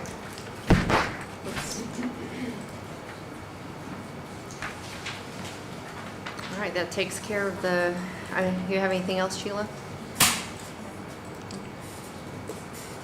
There was a new law that was passed July 1st, that the auditor and the clerk, you could receive an additional $2,500 stipend for those positions. I'm not asking for it, I would rather, again, share it with everybody, but I'm just amazed at the number of these gift that I'm going to be making, so it's good. Thank you, Sheila, appreciate that.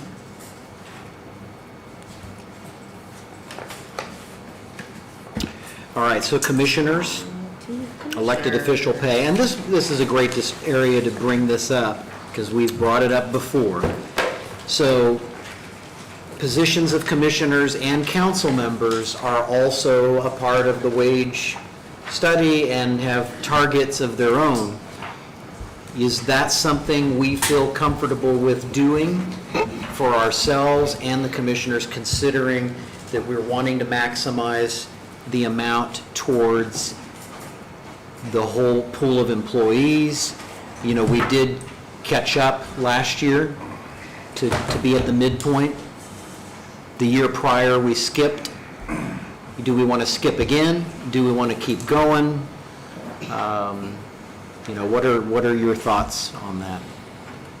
On our base scale, on our target, where are we at in the percentage on that target? Well, at the moment, we're at 50%. That's what we did for 2024. And the numbers we have today, right now, are 75, because that was the motion. So the question is, though, do we want to retain those changes for commissioners and council, or do we keep them in line with everything else? It would take us to, let's see, our current pay is what, 10,000? Yeah, so, I mean, commissioner's budget, who we're working on at the moment, Right. they're at $22,840 per commissioner. Yeah. Okay. The 75% target would be 30,051 or 56. For council, it's at 10,411, and that would be 13,692. So the question is, do we deal with that 75% with the commissioners and the council?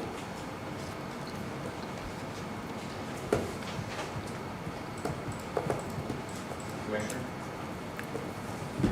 If I was doing this for the money, I wouldn't be here. Right. I think that's Exactly. to So be we're all said that for all boat. of us. But I will say, if you look across the board throughout the state, our positions, both ends, are well below many other counties. I'm just gonna leave it at that. Right. This decision is yours to make. I'll support it either way. I just think that personally, I don't feel comfortable with the new figures, even though it does match up with what we talked about it. I thought last year's was great, and that's fine, but I just don't think, we're going to be pretty pressured here, and we want to maximize what we can do for everybody else. Yep. And, you know, if we were to if you do the math on 10 positions and you were to reduce these, I'm just throwing a number out, and you took 2,000 off of each of these increases, that's $20,000. Well, yeah, $20,000 less that we would have to spend by doing that. We'd still have an increase. There'd still be some increase of some sort, but we would save back a good chunk of money. What would it be if we did the COLA, but did not do the 75%? What Well, that look would be like? significantly less, yeah. Let's see here.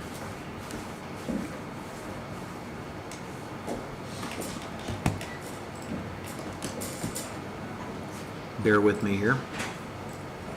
I personally prefer it all go to the employees. Yeah. That's where I'm I'm at. good with either, I mean, I'm good with either one, it's fine. Like I said, I mean, I spend way more time with this than I do my full-time job, but I'm not here for the money. Makes it hard sitting here trying to either give yourself a raise or Right. not take it. I don't Yeah. like that in any form of government. Yeah. All right, so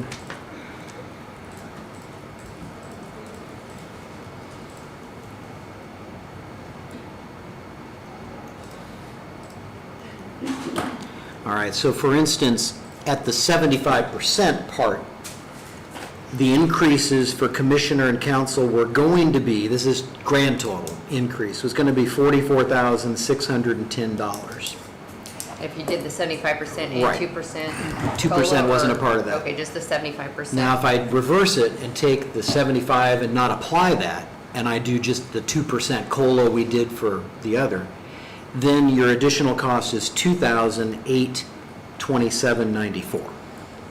So that, doing it that way It's $200 per would person. be a lot, would be, yeah, commissioners would be $456 more dollars, and council 208. And what is the savings if we didn't do any of it for any of us? It'd be completely 44,600. Oh, okay. But if we do the 44,600. difference, then it'd be over $40,000 savings if we didn't give ourselves the increases to the 75 target. Now, that's going to leave a gap next year, and it's going to continue coming up, but then maybe next year things change, there could be a way to make some up, but at the moment, considering how aggressive we're going with the 75. I'd rather see us pass that on to the employees. Yep. Okay. The 2% helps pay for the fuel that we spend out of our own pocket covering it. Right, I mean, you're right. I just go to You do the same. conferences and do Yeah. it, that kind of thing. So, I'm going to make a motion that we take the positions of commissioner and council, and instead of applying the 75% target for the consultant, we're going to go with the 2% COLA. I'll second that. Are there any questions on that? All those in favor?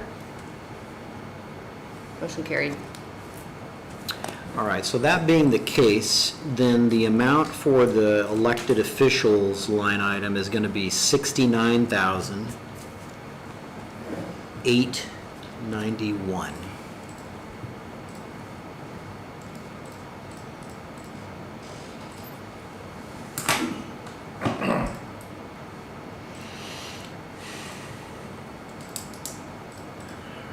And then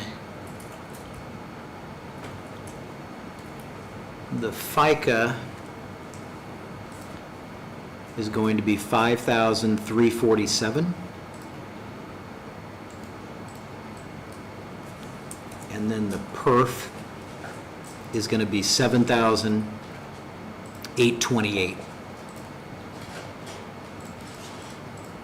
Now, the reason why that is a substantially more than what it was this year is because one of the commissioners currently does not participate in PERF because they're eligible for another source of retirement or some kind of an exception.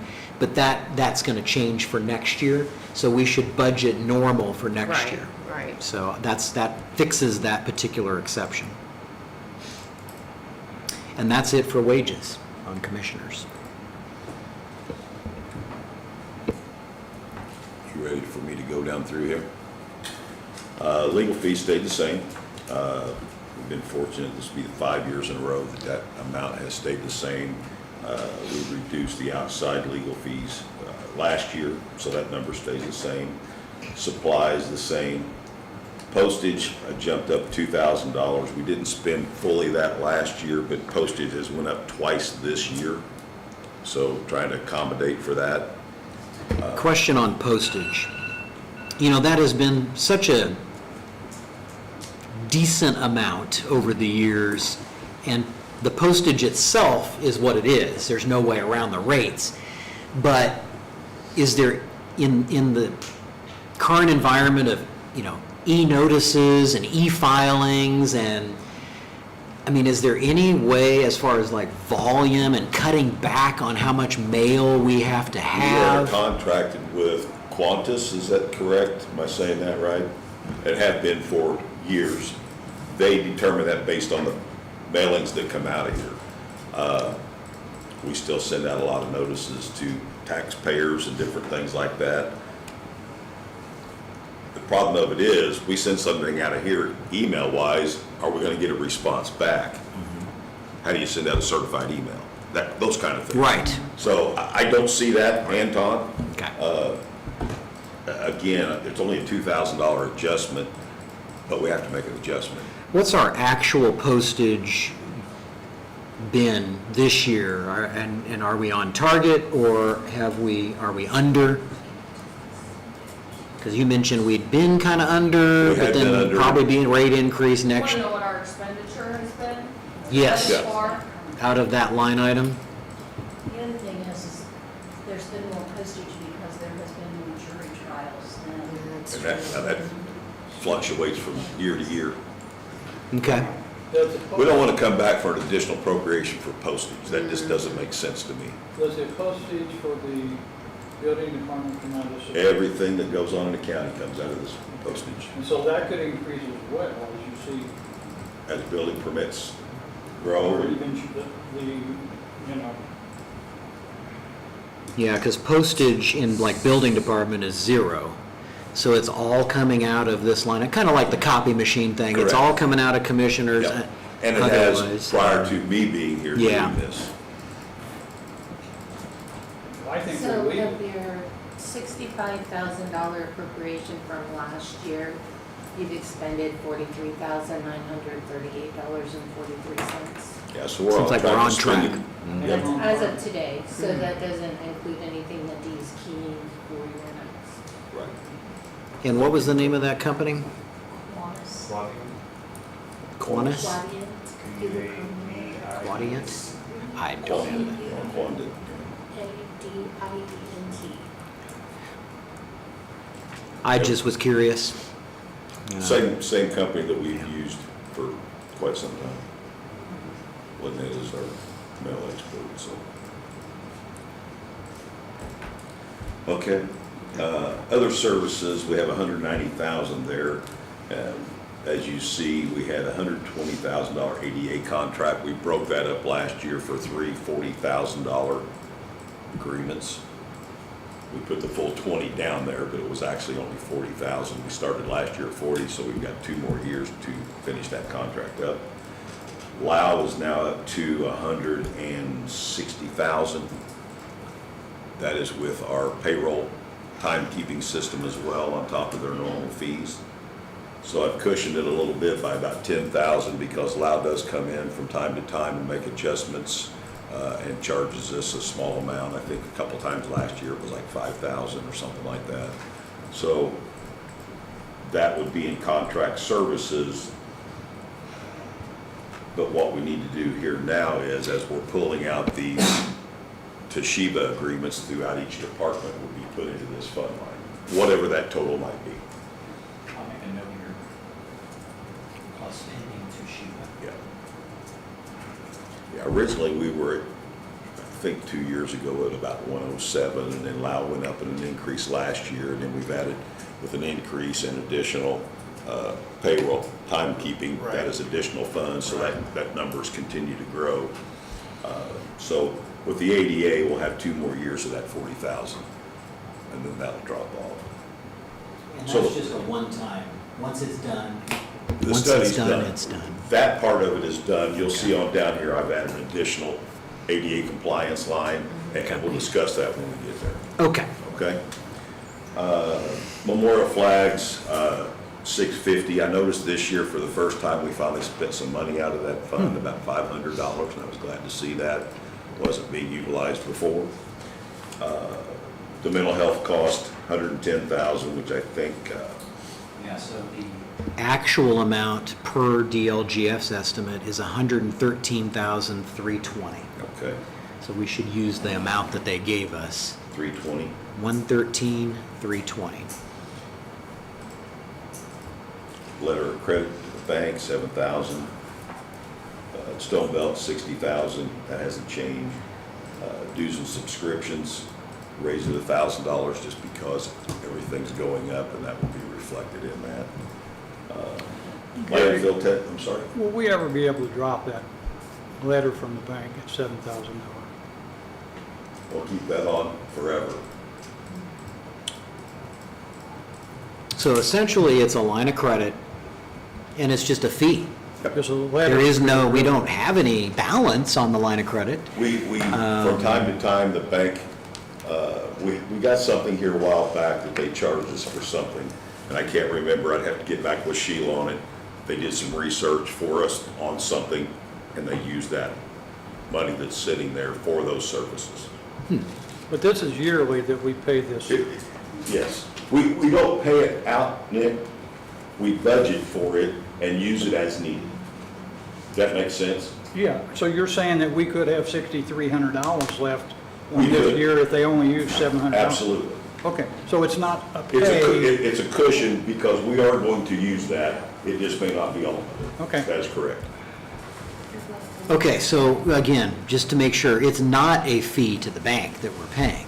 It is concerning a debt, a temporary debt. Correct. That we may incur, That is correct. and that is where that is to be covered. And those fees go up every year based, not because of what we're doing, because the bank raises their fees to pay their employees, so on and so forth. So that's why I bumped it up a little bit. I think a year or so ago, we used about 5,500 of that money for whatever reason. Okay. Okay. It was for the county only. But, It was a fee for the county. yeah, there you go. Yeah, it's part of that contract because they have to make sure that we're good for that amount. Speaking of the landfill testing, that's going to stay the same. We did have an inspection yesterday by the state. It went extremely well. Oh, good. No violations of any kind. Great. The cleanest the landfill's ever been. And I want to thank Greg for that. He's done a great job out there, so. I had a note that we had 9 more years left after 2023, so I it's don't safe to think say we that's have. correct. So where are we at then on that?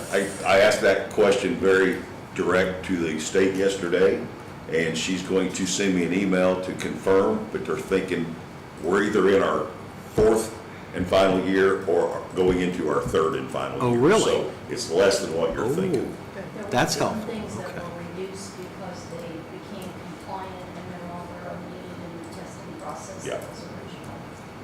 When we're good, they reduce that. That's good. And I'm telling you, the landfill is the best I've seen it in 6 years I've been here. It's amazing. Okay.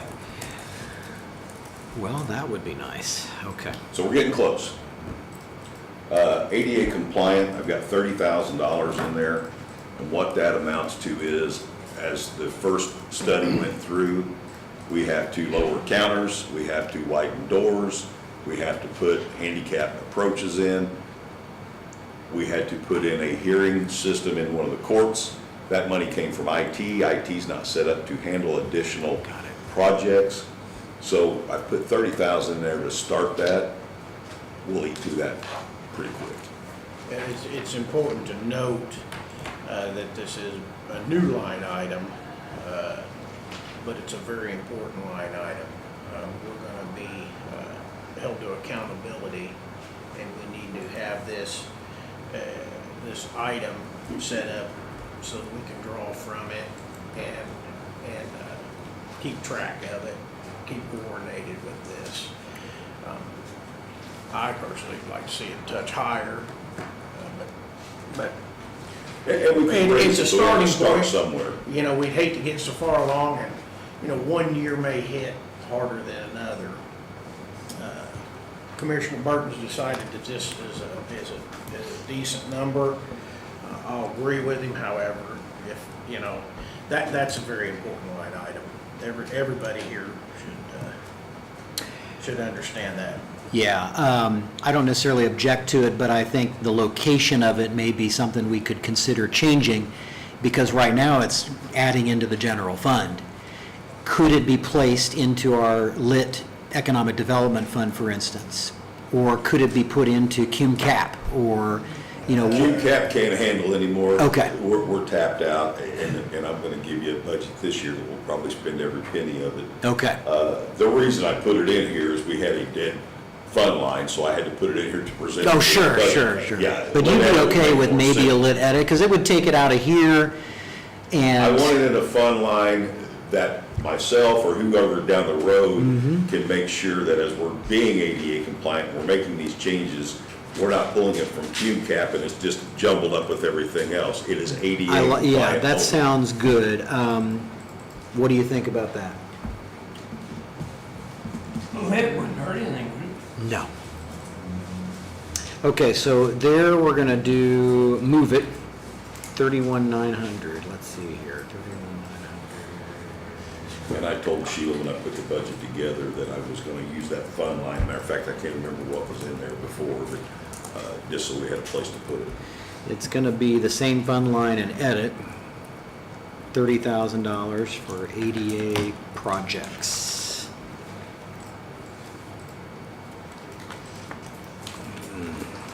And Joel's right, I'm sure that that will go up as years go on because things cost a lot of money. Being ADA compliant's not cheap. All right, so I'm gonna put 0 on the commissioner's line item for that part, but then it's gonna be in the edit fund, same line item, same title, same process, just different location, so.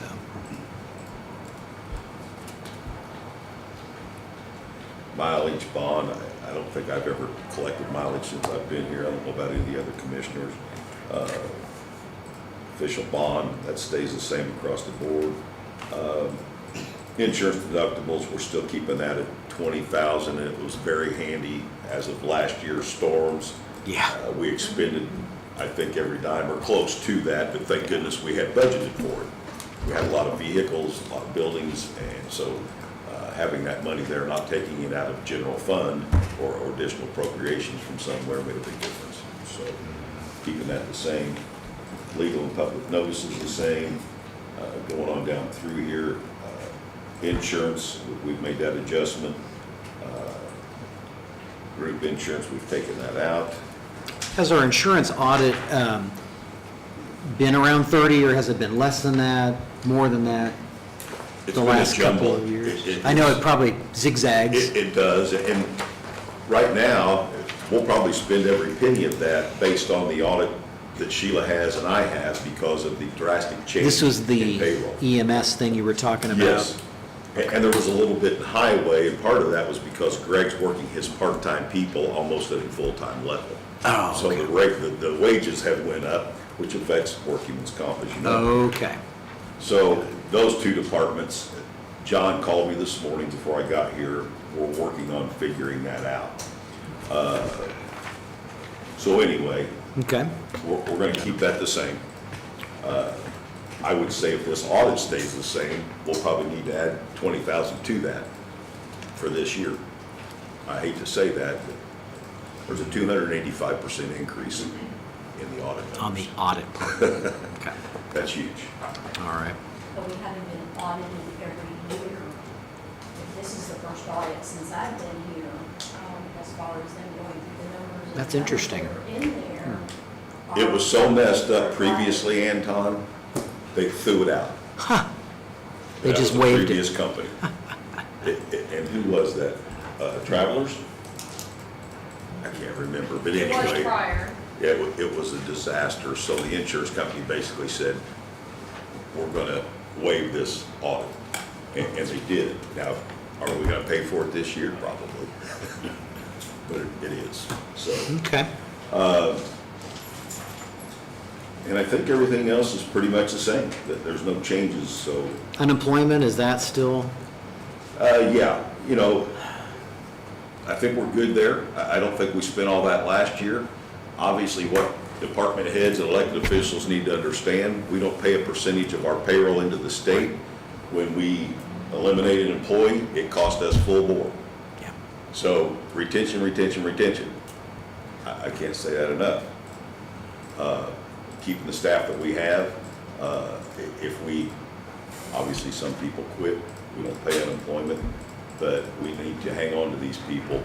Yeah, there's certain situations where we're not obligated. Right. Normally. Right. Of course, that could be challenged and those kind of things, Absolutely. but, and legal handles the challenges when they come do up? handle the challenges, yes. But this is a raw cost to the county when we lose employees. So I guess at that, I'm ready for a new total. I've got 1,000, or 1,000, 1 million, that'd be, 1,029,603. Good, okay, 1,029,603. Okay?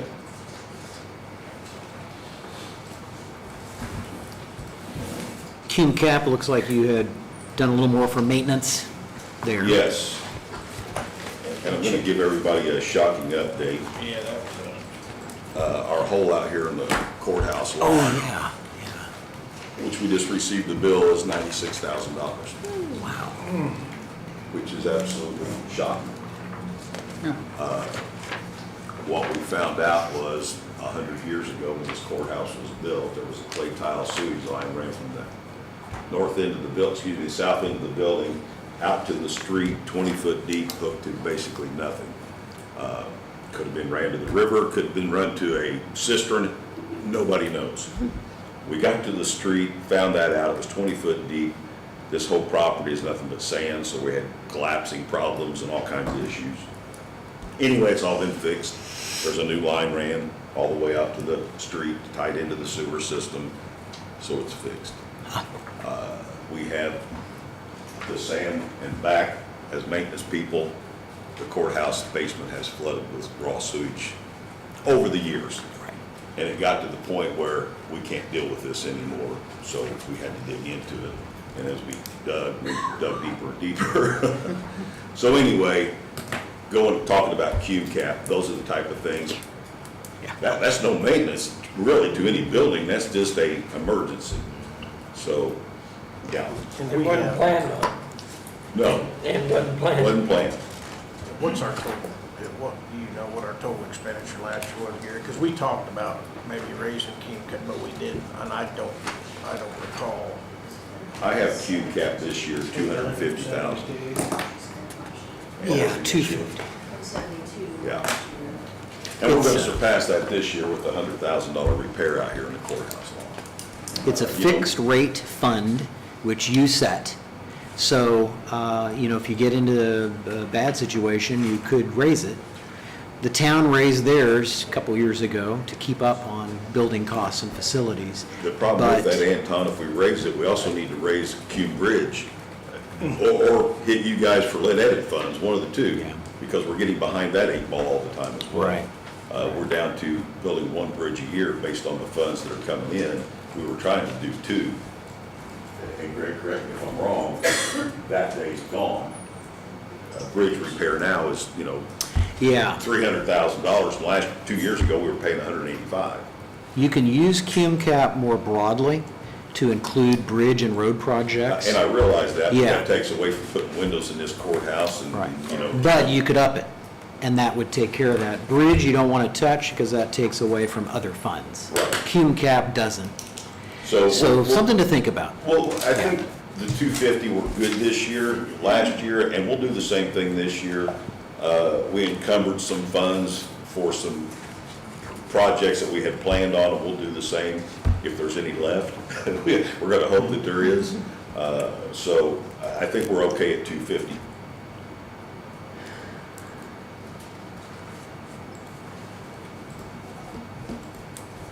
Courthouse next, or do you want to do IT? We can do IT. IT, okay. And I'm going to go back to a comment Polly made earlier. We were talking about the servers down at 911. This IT budget is to maintain the county IT system, and that is printers, Wi-Fi's down. It's not designed for projects. And so we need to possibly look at that. If you remember, a couple of years ago, we replaced the servers here in the courthouse. And we made an additional appropriation that come out of lit edit, I think. So just like I said a minute ago, we just recently in the courtroom up here, put in an ADA compliant hearing system. I took that out of IT because at the time, that was the best place to take it from. But that's money that we're taking away from getting laptops replaced, getting us up to Windows 11. I'm still working on a lot of that. I've got a list, we're marking them out. We're doing 10 at the sheriff department right now, and I'm not talking sheriff cars, I'm talking administrative detectives, Matt Miller, the cook needed one to order food. I mean, those are the type of things that this budget is set up for. And if you've noticed, the labor rate has stayed the same, hasn't changed. They've been pretty decent with us on that. I don't expect that to, I did bump it up a little bit, I added more to it, because as these additional projects show up, that has to come out of this labor. So, And then, the software I bumped up as well. We're still trying to work on getting all these computers Windows 11 compliant. We're getting close. how close would you say we are now? I would say that we've probably got 15 more to go, Oh, okay. which will probably be at the end of the year. Because like some of them, as these things are purchased, they have to be programmed for that department. Sheriff has certain things on their system. Auditor has certain things on their system. So once those machines are purchased, it takes a while to go through the process to get them up to date by department. So Windows 11 compliance is to be complete the end of this year. It is, but there's going to be a small extension on that from what I understand. And I follow that pretty close because I am concerned about it getting close to the end and we still have some to do. So the 10,000 increase then, is that much needed, or? I'm taking precautions to make sure we get everybody covered.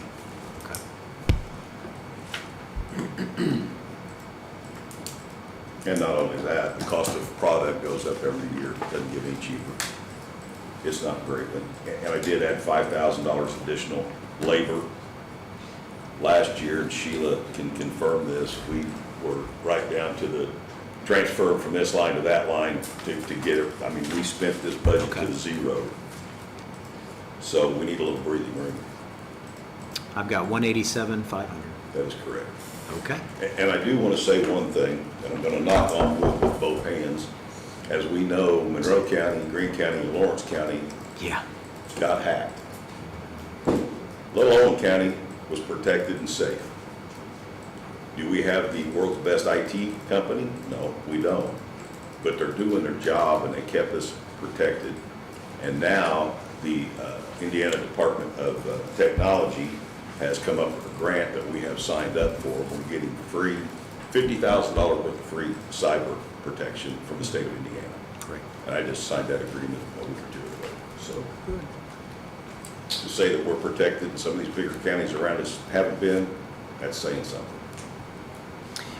And have we done, the weakness is the user level? Yep. Clicking on things, opening things, that kind of thing. And do we And have? Sheila did a great job putting up, sorry, didn't cut you off, but we talked about that a lot, and she sent out emails and told Okay. people that, other counties are in a bad situation, don't do anything you shouldn't be, those kind of things. I think that's just the big thing, is just testing people aware. employees, making sure they're aware and vigilant with it, Still having issues with getting or sending emails. Emails. It's not a county problem. It's Microsoft. But we're talking bills that aren't getting paid, we're talking companies that are calling and saying, when are you gonna give us money? We've never received anything. Chris, Suzanne, we can all sit here and tell you, it's mostly, it seems to be the insurance companies, and this last couple of weeks, it's the banks. So whether we're getting them or sending them, I actually received something from a bank yesterday, and they had sent it on August the 3rd, and it finally came through. So we are having still issues, it's not anything from IT, it's Microsoft.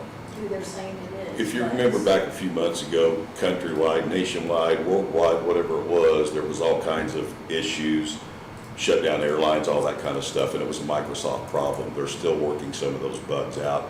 Obviously, they took care of the big dogs first, and us little guys here on the end are still dealing with some issues.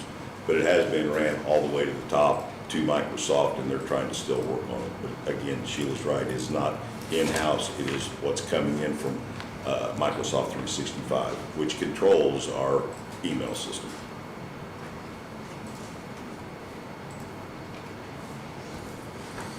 So did we do courthouse Maintenance? yet? Okay.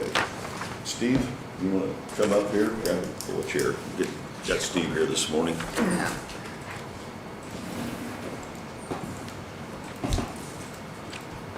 So Put a little raise in there, you'll deal with that.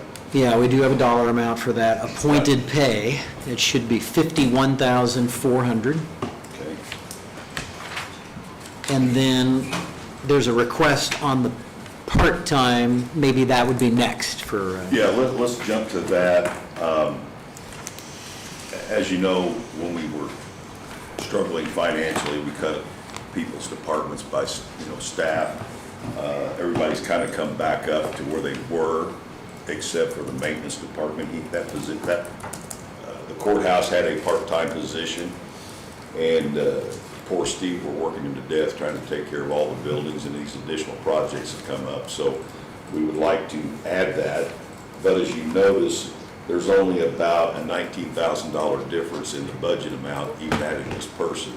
And the reason being is, a couple of years ago, we shut down the bottom of the armory, got the offices out of there, maintenance out of there, and it's cut down our utilities quite a bit. And so we would like to take that savings and throw towards that part-time position to give him some help.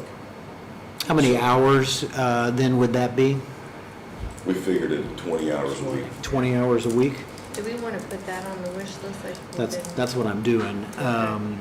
20 hours per week, and it would be like what would the title be? Like maintenance assistant or? That'd be fine. Yeah. We had a job description for this at one point, Anton, I don't know exactly what it was, but Okay. 20 hours per week, okay. and that shift could be split from either, depending on what Steve thought, if he needed him 4 hours in the morning or 4 hours in the Right, there afternoon. would be flexibility. Flexible schedule, yes. And I'm just throwing this out here for discussion, but if, in terms of, you have a part-time custodial position, and is there a way to make a full-time and have We've a talked about benefits that as and, well. But to do that, you're gonna have to eliminate a position. Yeah, okay. So Gary, how far does this job reach out? Do we, take care of every building in the county, every building? every building in the county. Highway department? Absolutely. Sheriff? If we own it, he takes care of it, jail. He also mows EMS, he mows all around the courthouse, down around the armory, VA park, VA park. I mean, storage units. he's a one-man They band. even have part of his occupation. Yeah. Yeah. And it's hard to keep up, and then, I mean, it'd be nice if I can do more preventive maintenance too, it's hard to get that in there with doing everything else, and landscaping and all that other stuff. I'd like to say I've heard no complaints about your job work, so appreciate that. Thanks. All right, so we have put that on our list for future consideration. The current part-time obligation would be for the custodial position, and that would be $19,079. That would put FICA at $53.92 and PERF at $57.57. What was FICA again, Anton? $5,392.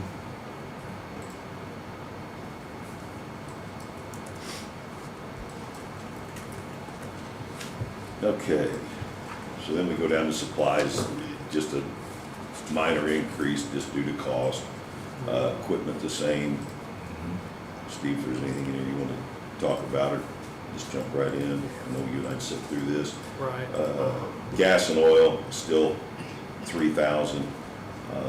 Repair of equipment, the same. Utilities, again, the last year and a half, those have went down some. And that includes sheriff, jail, all utilities? All utilities in general, yes.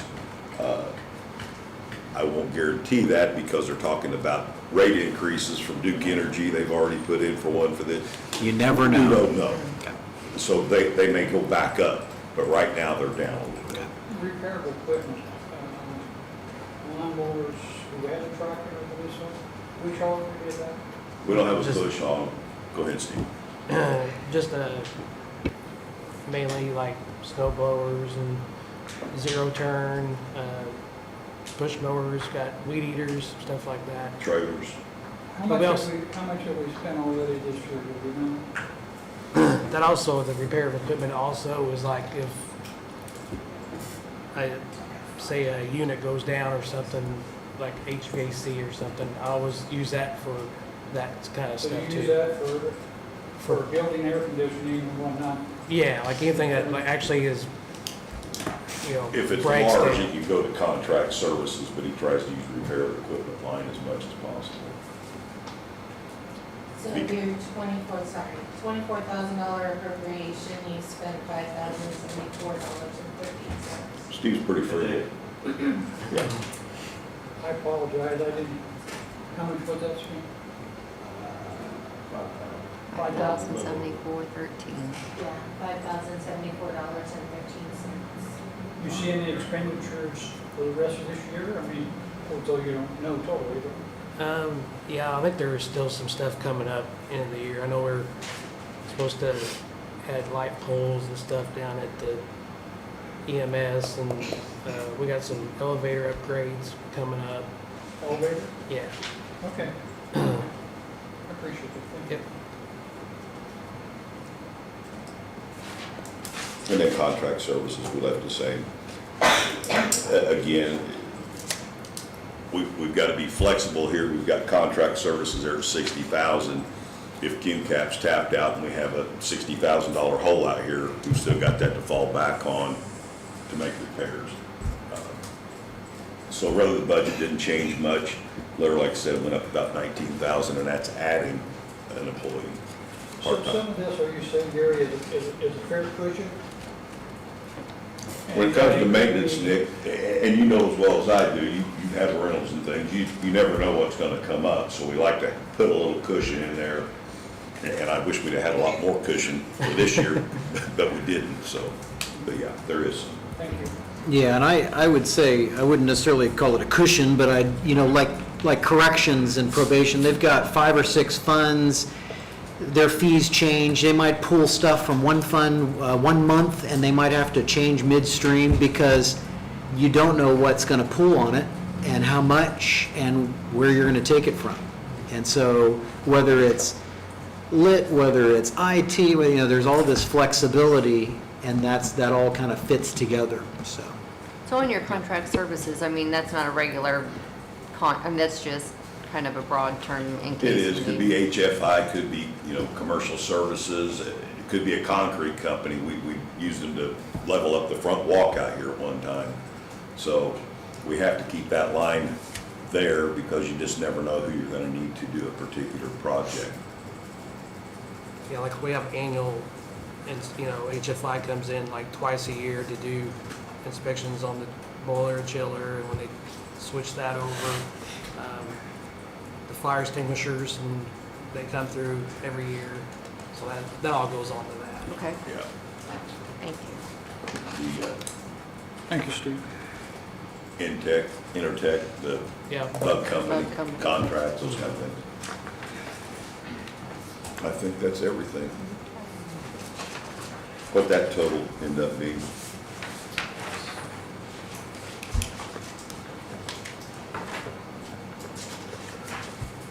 $580,120. Yeah.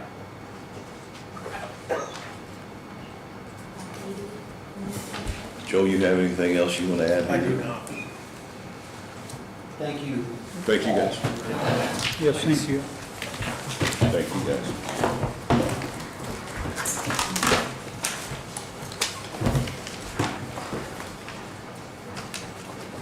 Okay, are we ready to move on to building department? You're next. Suzanne, you have very far to go. Yeah. I was trying to get out, she wouldn't let me.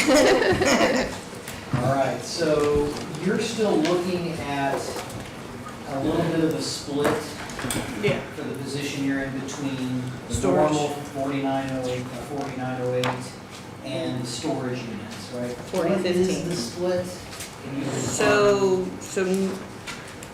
what I was trying to do is I pushed a little bit more of my pay into the storage units to allow for a raise for, and then the part-time position as well to be added, and kind of have a little bit of flexibility in that to give, because also about, I think it was 10,000 comes out of the surveyor's perpetuation That was fund. the other question. Yeah, so technically that 40 that I've got listed would actually be like 30 coming out of this, Sheila, I'm sorry, I didn't mean to interrupt. Sheila, where, I mean, is it Building. in here? You got it? Remember, 5 on the commissioners. It's under, It's not separation. Yeah. It was. They're all commissioner departments. I'm Yeah, on keep going. 2, okay, there we go. All right, sorry. So I was just trying to offset with some of the new things that we have in the budget. trying to Understood, offset yeah. A little bit, so that is it in the commercial? we could fit everything in there. So the grand total amount, Oh. the new amount for your position is The 49,360.73. very last page. Okay? So of that, Is that what we're in? how much, Yeah. what percentage of There's that two should come pages. out of the storage units fund? Thank you. So I would say, I still say 10,000. And then 10,000 would come out, roughly 10,000 would come out of, if the surveyor, and I haven't spoken to her this year, but I don't know that she'd have a problem, but, So that's awfully close to 20%. So why don't we just say 20% of the total comes out of that? Because it'll be easier for us to figure. Yeah. And the other 80% comes out of the building department line item.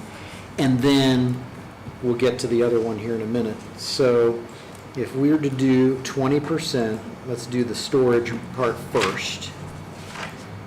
49,360.73 times 0.2. So for the storage unit, for appointed pay, it would be 9,873. And I'll make a note, 20% of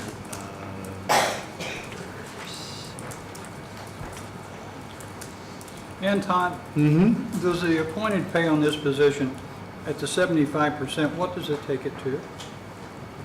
Well, that's the new number, 49,360.73. That is the total. Now, that would make your, and this is in the storage unit fund, FICA would be 755. Perf would be 1106. really not very far off the number there. Not at all. And the rest of them were the same, so can we just finish storage units? I had 17,434 for that budget. Okay. So are we gonna, the printer and maintenance, are we backing that out and putting that, Yeah, that'd be 1,000 coming back out of this budget. yeah, and we'll go back into For which line item? the, 32,600 in storage. Oh, that says printing, yeah. but that would be, that's But not I- going to be printer maintenance, But it copier says over So maintenance? it's partially printer maintenance. Partially? Yeah. Okay. And it's printer, whatever I have to print for them too. So the only thing that we're kind of consolidating with commissioners is Is going to the be the maintenance. service agreement. How much of that 1,000 then would be for that? It all comes out. We don't want to zero it. Basically, yeah, I balance it out each month because we use the same printer for both departments, so. I 500? mean, honestly, it's, I don't know, I would say we probably spend maybe $500-600 between the act- two in, I would say in half. just printing, Half. yeah. So Yeah, let's do 500. 500 then, and then we'll move. Okay. 500 to the Right, and I think Sheila's keeping track of that. Are you keeping track of that, Maybe, Sheila? okay. Okay, good. So All it right. drops this down to 16,900, something. Yep, 16,934. So now we're going to go back to building department. Okay. And under appointed pay, we're going to be doing the other part, 80%.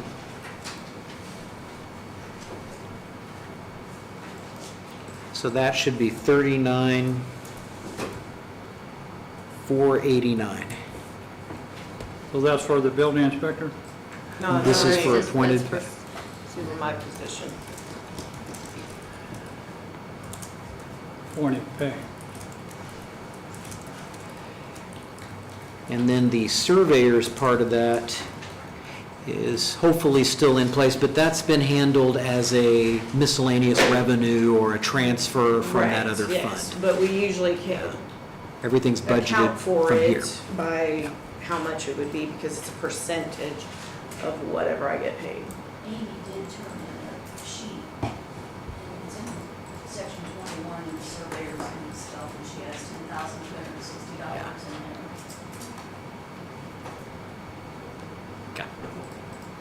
All righty.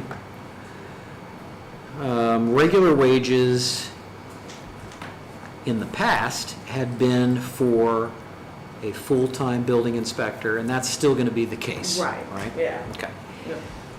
Same hours and all that stuff. Actually, we want to, I would like to raise him to 40 hours a week because he is, I mean, we're asking for earlier, people are asking for earlier times, but we're packed most days, so. They don't fit with our office schedule here at the courthouse. He works more with contractor hours, not the courthouse hours. Yeah. Start a bit earlier. Yeah. So currently, the hourly, or the hours for the year is 1,820. The proposal is to increase those to 2,080, which would be in line with the 40-hour. I've put that on our list. On the wish Wish list? list? Yeah. Okay. Yeah. So using the same, at least the current arrangement, the building inspector, that line item would be 35,912. Okay, and he's at 33,871 this year. That's what it is. That is correct, So yeah. that doesn't take him to where you want him to go, does it? No. Nick, one thing you guys might want to consider is this doesn't come out of general fund. This is a self-funded department by permits and so on and so forth. So I don't know about the wish list part of it because it doesn't affect the bottom line of the budget. Yeah, it doesn't matter what the source of the money is, the wish list is still the wish list, as far as getting a complete picture of all funds and costs and how things are interconnected. So that part doesn't matter, it's on our list. But in terms of funding, yeah, this is the funding source, which is very helpful because it's not the general. And if there is an increase in the number of hours, it would come out of this fund. Oh, absolutely. So, yeah. And this Yeah. department's bringing in record-making numbers. Yeah. So on the wish list, what did we put down for that? For Raise the, building inspector to 40 hours. Yes. taking him to 40 hours? So what would be the calculation if it was 40 hours at Okay. let me that other yep. rate of pay that you have? So if we were to increase the number of hours, very good question, then the grand total we would put there would be $41,043.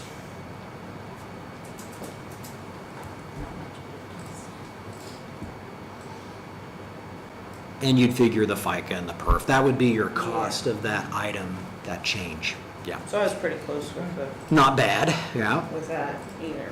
So. And then code enforcement, that's in here. I thought that was going to be a part of the storage units fund as well for 25. Is that correct? So we had talked about moving the money over to this fund, and so that it just all comes out of this fund.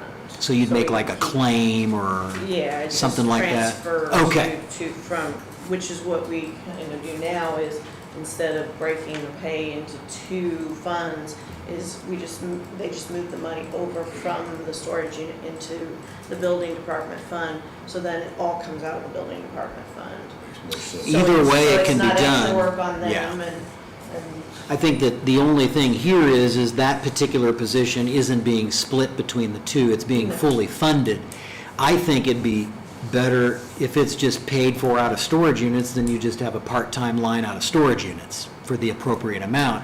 Then they just take it from that fund and they're done with it. Now, if you had 50% coming out of storage unit, 50%, then it, like yours, you have a percentage, it might be easier to do the claim, but That's what the transfer, but if it was to come out of the other fund, that's fine, because I can Yeah. pull it directly from there, but the splitting it is what is harder. so the storage unit, back to that fund under part-time, we need to put that there and update our FICA and perf. And then we'll be in good shape. Are we looking at the 25,000? The exact amount, storage units, yeah. It would be 22,367.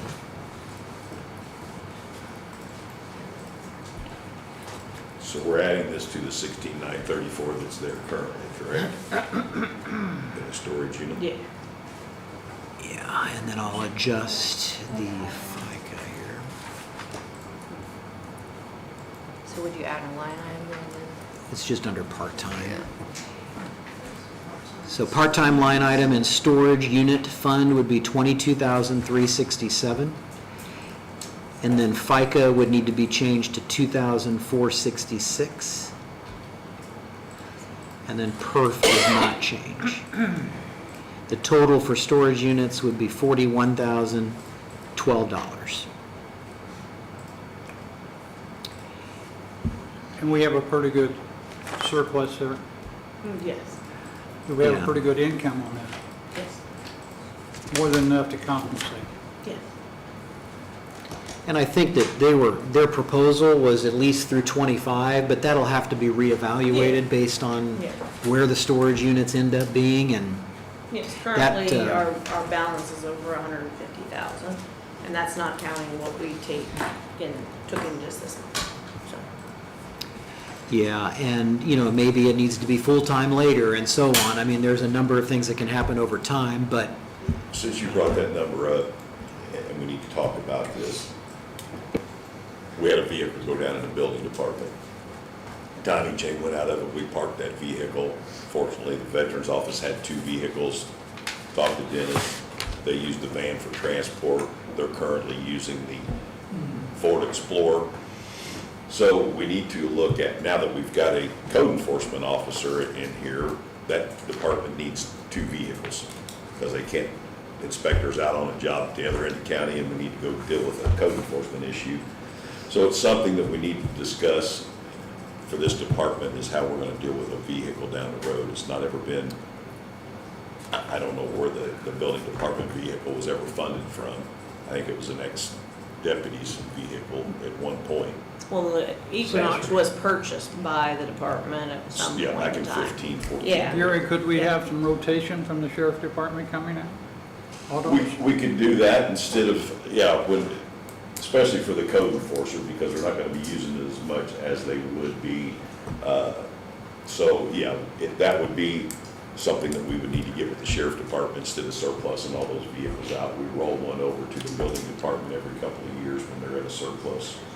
As to put them out for auction or whatever we do with them, it would be good to keep them in-house, Exactly. because they know which vehicles probably are best and maintenance on them, and, okay, thank But you. I just wanted to bring it up because we did have one go down, and we gotta find some kind of source.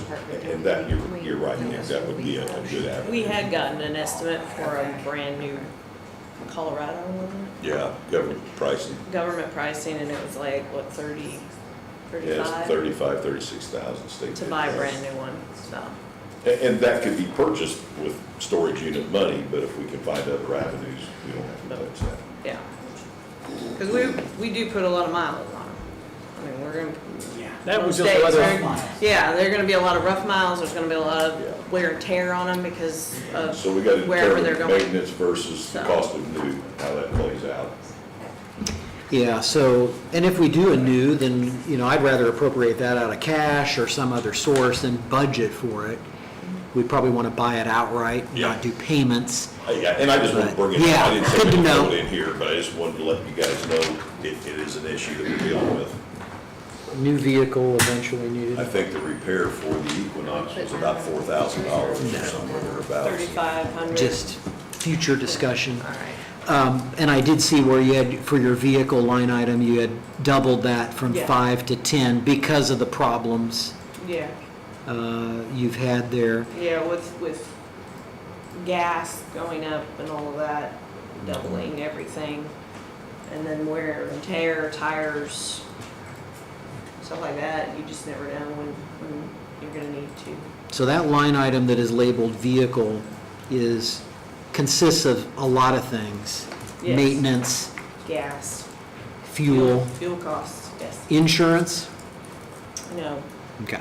no, it is simply just fuel and maintenance on it. So, Okay.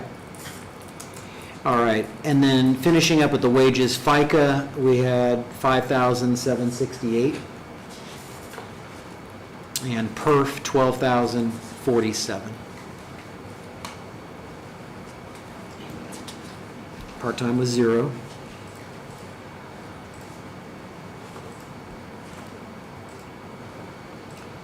And then group insurance, this is our first kind of one to figure on the new amount. Hancock, can we jump back up there to other services real quick? Oh, Kind of sure. Bypass that line. The WTH software, it's kind of been on this department, and we've talked about that in the past. It's used by multiple departments. Maybe this is another one of those things we want to throw over into commissioners' contract service, because it is countywide. it's about $9,200. It's $9,200 a year is what WTH costs. And It's just a thought process, but So it's all being paid out of your account? yes. Yep. And it's been ever since I, Well, if it's used countywide, it ought to be taken somewhere else. yeah. I just think we need to roll it over to commissioners. Susan, can I ask a question? How you Yes. doing on your One comp bill. hours? Again, Do what? How you doing on your comp hours? I'm trying to keep them down, and I'm trying to get my vacation sick time down as well. I literally have tried to give my time away. I have actually given it away to another employee part of some of my time, so that I can try to get time down, so. So, Comment? yeah. Our current cash balance in building fund is only $41,000 and some dollars. We're looking at $150,000-$60,000 budget. Anything that they're willing to move out and put wherever, because she's only brought in a little over $82,000 this year. You're only started with $30-some thousand. So you've got to make sure that you're bringing in enough revenue, so in order to help her out, if you can move something to another fund or increase one of the other two that have hefty cash balances, whether it's the storage units or the surveyor's perpetuation fund. So- But, again, I know she'll bring in more money between now and the end of the year, but it's not $160,000 that you're looking at. So you need to move whatever you can to help compensate that. No, as of right now, we brought in 86. We only brought in 96 last year. So we We're got. only about 10,000 away, and we still have 4 months left. So we Yeah, got we're a close. department that is actually going to draw from county general then? We have Or- not in 4 years. I mean, we've, But right now, with the way the budget is, are we looking at not enough It's gonna funds be somewhere? close. Like you said, they still got 4 months left, they brought in 86,000, but again, they got. I had 131 $131,000. The surveyor. so, So. So if we didn't have the building fund, Well, that's out of this, if we didn't have the the rentals, Right. this department would be in the red. So it's a buffet.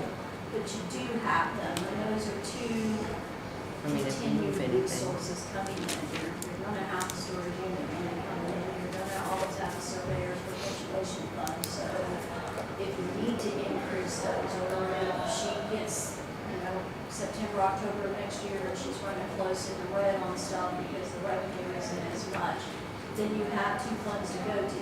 It's just, you gotta, again, if Gary asked to move something over, I would let them move whatever they could, so that you don't have to do additional preparations, and you don't have to risk going anywhere. Because we have worked on a finite amount of money, but, I mean, we've been making more and more each year.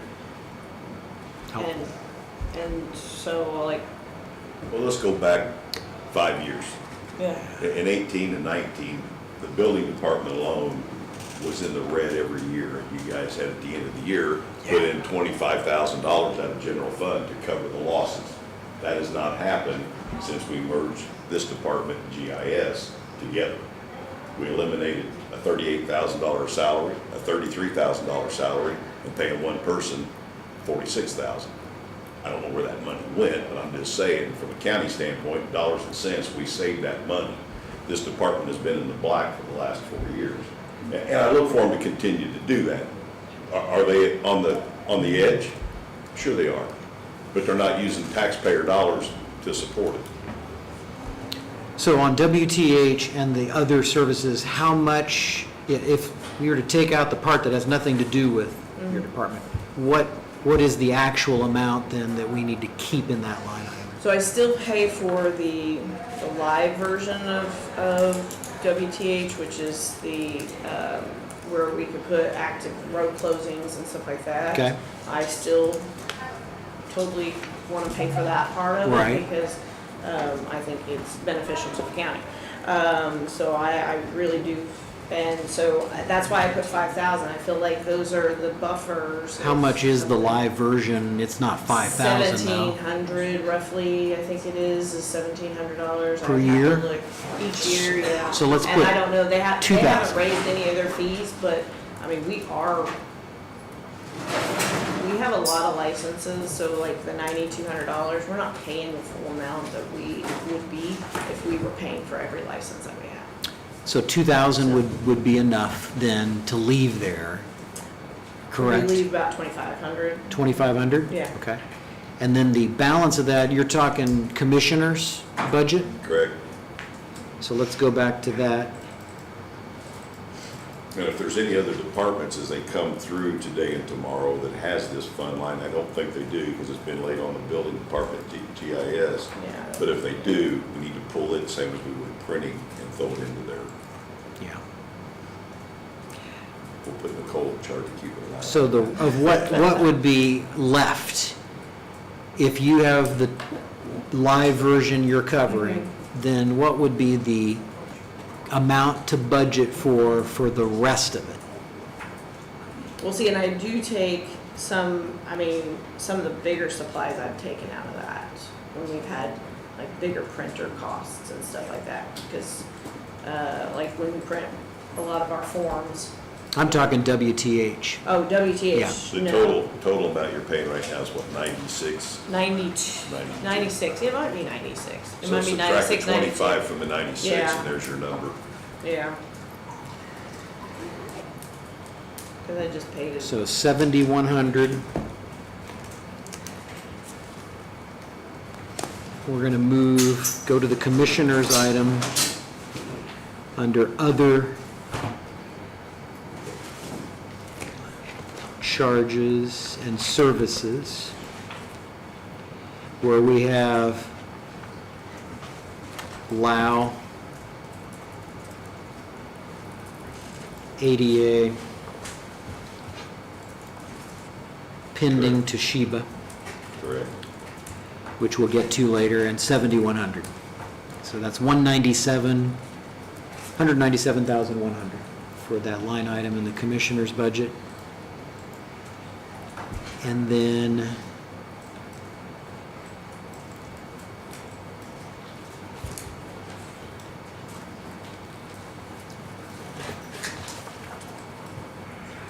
The grand total for commissioners is $1,036,703.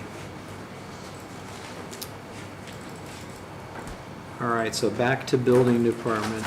Okay, so 2,500 in other services and charges? Yep, right. And vehicle, you went from 5 to 10, that's a bit of a guesstimate. Can we get away with something a little less so we can trim this number down a bit? 8, 7, I would say we could go to 8, okay, because I don't know about gas costs, so. all righty. Printing, same thing, we're just So gonna we would drop take- 500 off of that one as well.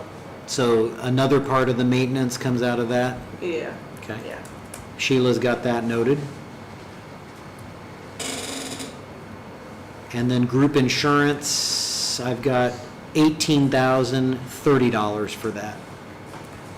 That's 2 full-time eligible positions times the 9,015 number we came up with That's what I got earlier. whenever you Okay. calculate it, yeah. And then just incidental on advertising and telephone, that's just normal. I've got 128,746. And then What was this, it again? 128,746. And then the surveyors part just for the miscellaneous revenue, because we need to make sure that's in your revenue report. You'd be looking at getting about $10,260 from that as revenue, because that's 20% of the position you're in, plus the FICA and PERF relating to that.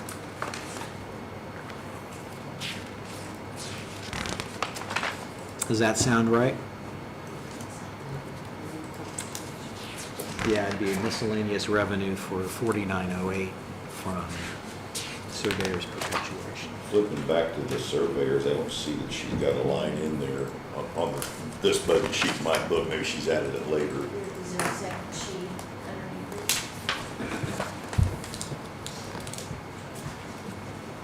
If I can get my finger to it.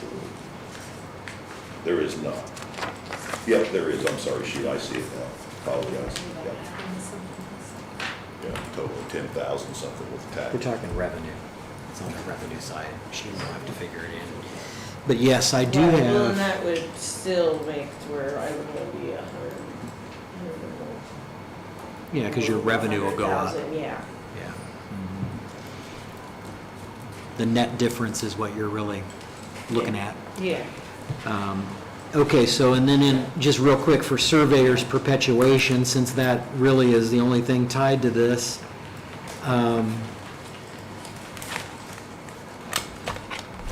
it's 8,633 for the wage part.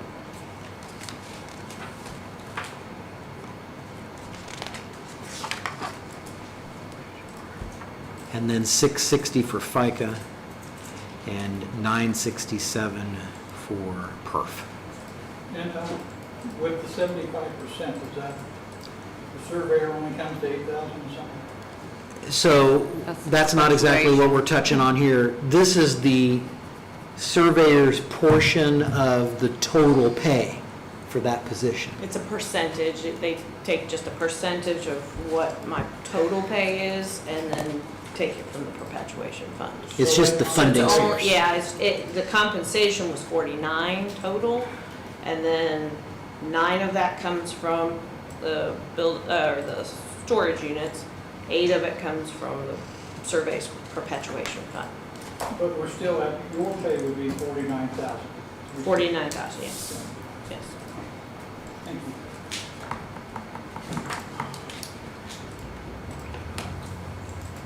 So we're taking it from two Yeah, different. 2 different other sources, which would mean that, By code, it allows you to take some from the surveyor's perpetuation. Yeah. Okay.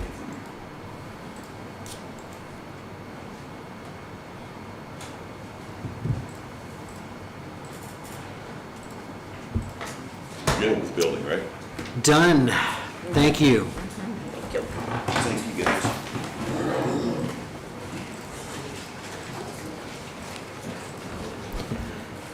But Commissioner Burton, Highway's up next, so. Oh, okay. I had a small break, but I'm not sitting. Do we want to take a 5-minute break real quick? Okay. Okay. I gotta get me a new water.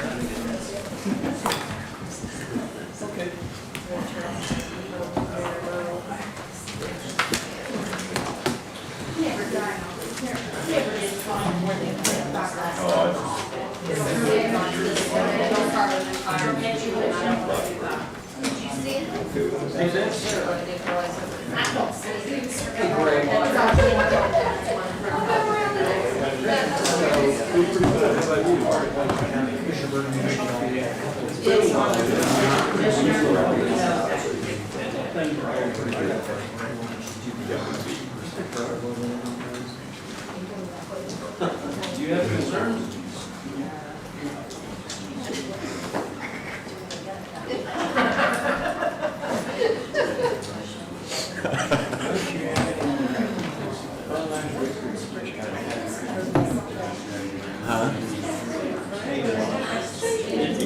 Hanging out.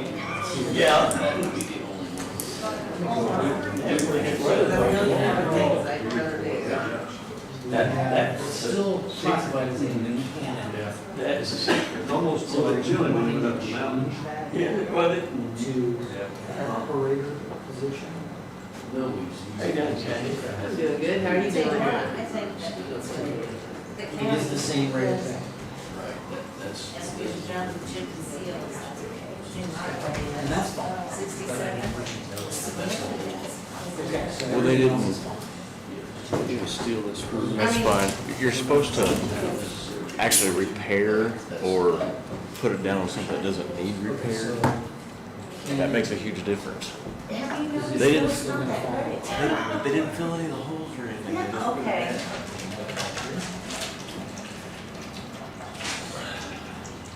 I was just me. Well, I think what's happening is they got it ready to grind for next year to Oh, is that what repay. they're doing? Oh, okay. Well, he's a foreman, and based on what the target is for foreman, there's a little extra grant in that target. So it just goes.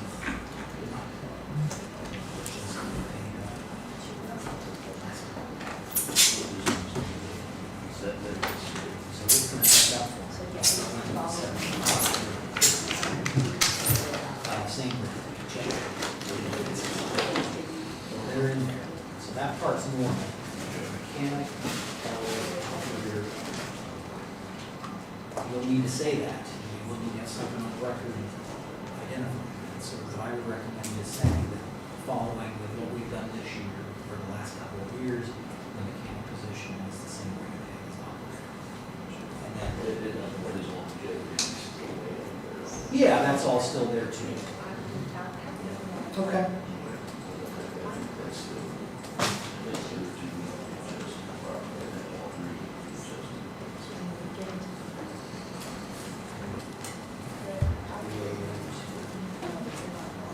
Okay, yes, that fixes that. Take it. Thank you. I didn't intend to call.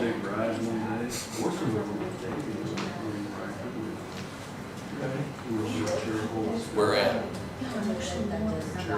Okay. Well, it's supposed to be short-lived, I think. He's taken a big. They're not trip the done. day before, and Lisa's not finished sitting in that Jeep all day, so. You can pave in the rain. Chad says keep. Oh, my. You can pave in the rain. Right. We did a little bit of stuff. We went up. Unless it's not pulling up or anything real bad, they call him. No. I couldn't get down in one of their things, but I had to. Oh, I don't know. Yeah. I haven't ridden the go-kart since kids was I figured they could walk off if you're not. No. He didn't. But I know of. They can't get there. Everything's going straight to voicemail. They can pave in the rain. Hello, Sherry. How are you? Good morning, I'm good, how are you? Good. I welded yesterday, and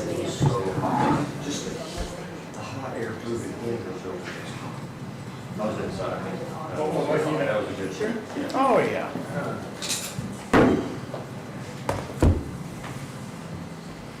What are you looking at? They say it's raining at the paper. Did you tell them keep going? Yeah. Did Chad tell them keep going? Yeah. So? You can't stop. They won't stop. They've got hot mix on. You can't stop. Hey, if anything, it cools them off. Scoot in this way, Gary. No, scoot this way, because Gary get on in. Gary's coming in. I'm right back here if you need. Okay. Oh, he's sitting up there with No, it's your turn. Huh? I just did the last one. That's fine, it's your department. No, it's all right department.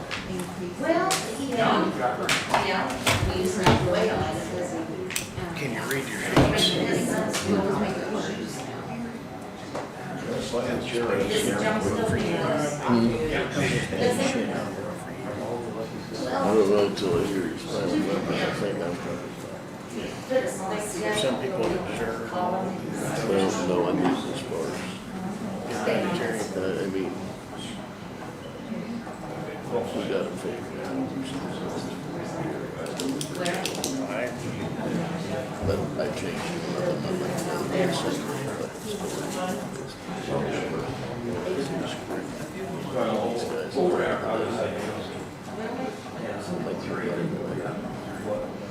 We talked about that, not me, and I,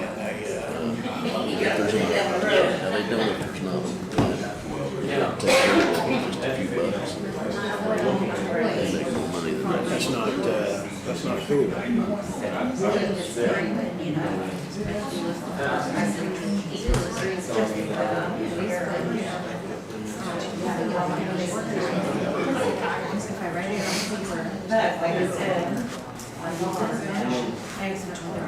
Take a bunch of deep.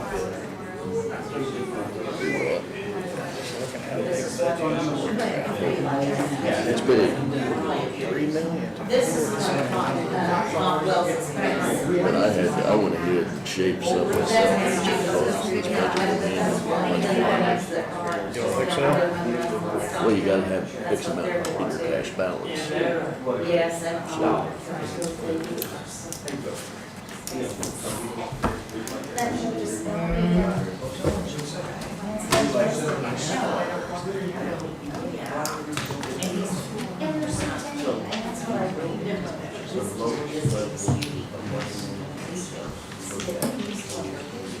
Seasonal part-time, eating you up right now.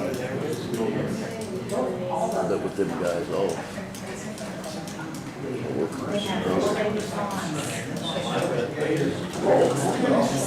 Beating the brakes off.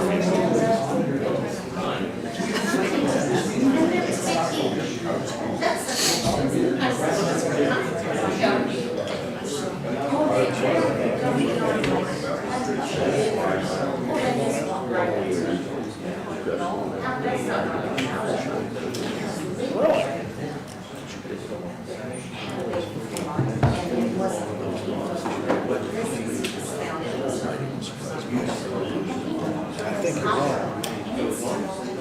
I really do. Just to prove everything. no, he's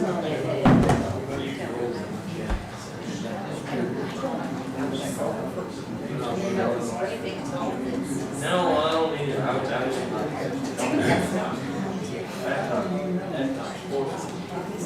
That's one of the things.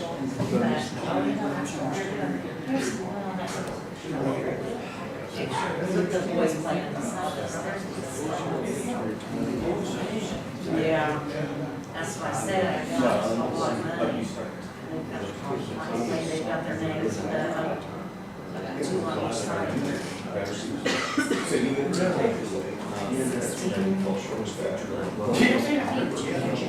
Hey, Greg. What's the size of these stalls? Do we go 14 foot? They're 16 foot. 16? How wide?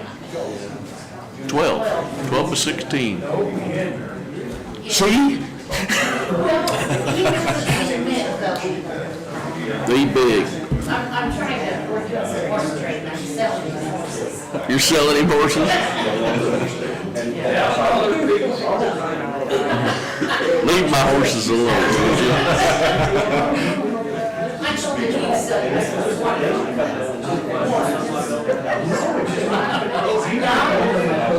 Yes.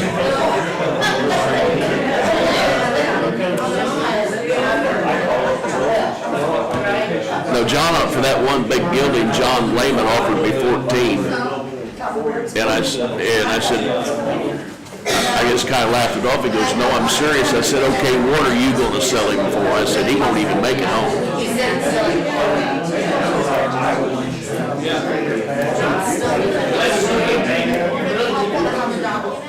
But he won't quit growing. He is outgrown the mare. When we bought him and that mare, they were matched perfectly. He just, well, the two mares are matched good, but that gelding's just, I had the vet was out, and she said, because you know how they'll whiten out, and she goes, he's still growing up. This is really cool. This is, everything's like on lazy Susan, so it's a I got the highway numbers ready to go. The break was very helpful. It didn't look like you had anything really specifically new as far as new positions, part-time staff, anything of that nature. Is that correct? No, pretty much left everything the same as staff. The one Okay. thing we would note is just mechanic will follow the same as it has for years Okay. as operator. We'll make sure that's done. So here's what we've got. Appointed pay is $63,937. Regular wages are going to include your 2 comment classified positions, office staff, and the rest are the full-time highway positions. And that comes to $1,003,074.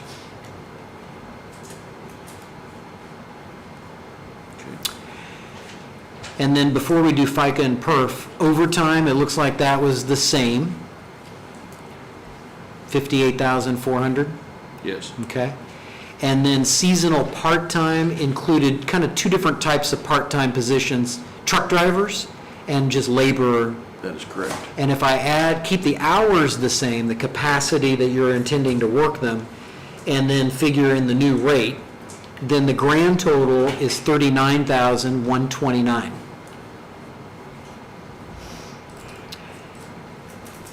That would then make your FICA $89,087. PERF would be $126,046. And that would take care of your wage stuff. So, And Don, what was the appointed pay again? I'm sorry. which one? The appointed. It is $63,937. Thank you. Mm-hmm. And that takes us to equipment, Okay. so. Council, I've pretty much had to leave 1176 in regard to a lot of the items the same. Just the numbers speak for themselves, and that's what it has to be. So, starting under supplies, I would leave those the same at $6,000. Then we're no longer using the radio line. When it comes to equipment, I did ask for $100,000 extra in equipment. The reason being, with a little explanation, grader leases drop off this year. We've purchased one used grader with little problems. So the commissioners have requested that we search for a used road grader to drop another grader off of lease. So I have 61,000 in lease, but I believe that we could probably buy a grader for about $130,000. So I left lease what it was because we're not sure yet, and then upped the equipment 100,000. But that's reason being. Got it. What's your lease on, They're 61,000, per year? yes, So you're wanting to drop back to just one? just one. We own one now and we lease two. There's a caveat with Caterpillar and even John Deere, they only want to lease you the largest grader that they have. We don't need that bigger road grader. The road grader is, we bought a 120 Cat, which It's is easier smaller. for them to sell. It is, absolutely. So they won't lease the smaller grader, which is actually more of what we need. Yeah.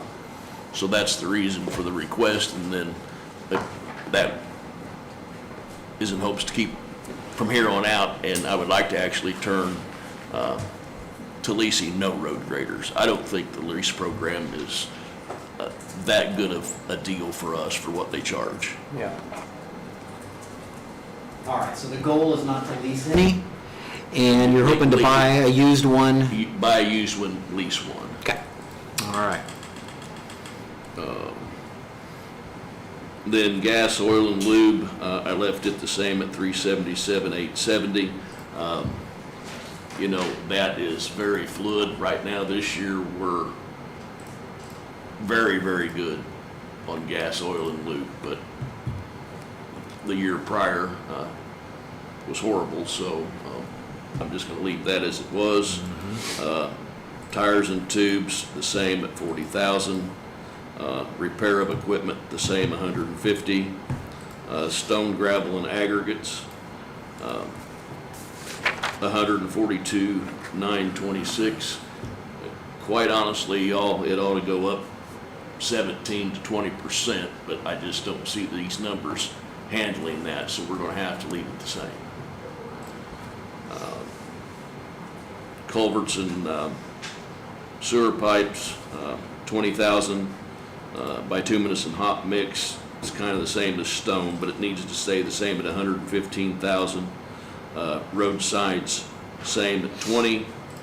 Garage supplies, same at 30. Uniforms at 19,200. I will tell you that I've been working with Commissioner Burton trying to just alleviate the uniform cost, but right now, we're still there. So I Just need to to, add to that, we've looked into, we can purchase a uniform, the whole staff out there with safety shirts, long sleeve, winter, short sleeve, for about $6,000. We buy it, we uniform them, they're good to go. If they wear one out, replace it, then we'll look at it as we go on. But there's no sense of spending that kind of money. Right now, we're not uniforming everybody out there for that kind of money. So we're in the process. So the 19.2 is still fine then to keep? For now. Okay. yes. But we hope to. We hope to just, we'll cut it by half. We're working. Eventually. Yes. Okay. Salt and de-icer, 40,000 stays the same. Contractual services at 55,000, the same.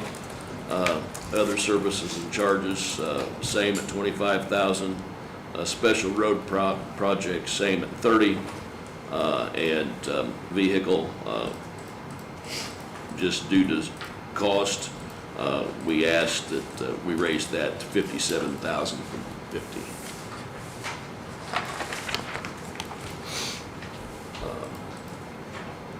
Telephones, pagers, cell phones, line item, 5,500, same. Utilities, 16,000, same. The liability insurance, I increased by 10%, but apparently that's not gonna be enough, but I put that in at 75,405. All right, so we have a new number for that. We decided to go 12% estimation on that from the 24 appropriation. So that would be 76,776.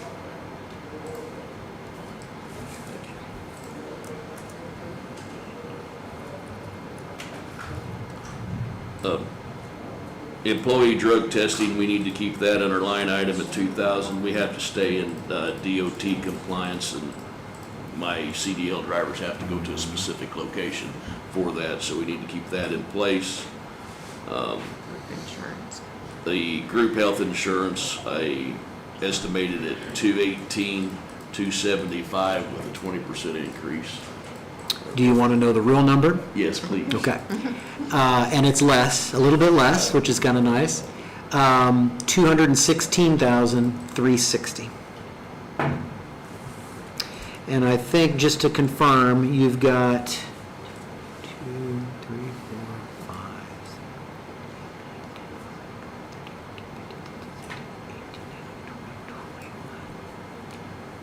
You have 24 positions that are full-time eligible for benefits.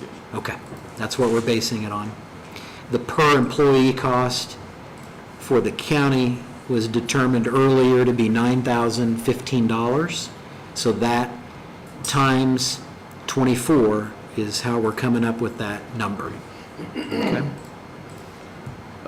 Workman's compensation, I now know that that's not a good number also. I had it figured at 127,764 an increase.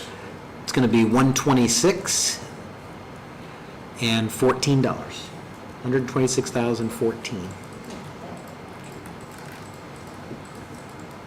Let's see, under our loader, we'll be paying the last payment on our Caterpillar 920 loader this year of $19,224. So a question on that, because my note from last year was that when we were doing for 24, is that our last payment would be this year. Is it really next year? It really is next year, Okay. it's 25. I'll update that. Okay. Will you be thinking about doing another, like finance type thing? No, Okay. I don't think, I think the machine is fine. That's I good. think it will last us a long time. Okay. Yes. Okay. I don't, quite honestly, I don't think that's something that will have to be revisited for another 10 years. Well, hopefully not. Okay. The match grant for the community crossing, I would ask that the council cover that again this year if possible. Yeah, and we've got that over in lit edit.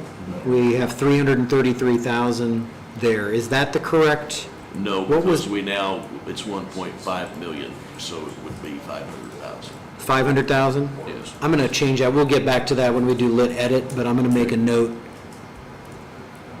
there. Okay. That's if they do the 1.5. That was only at the moment for this year, It is 1.5. so they are going to do it again? Yes. Oh, great. Okay, good.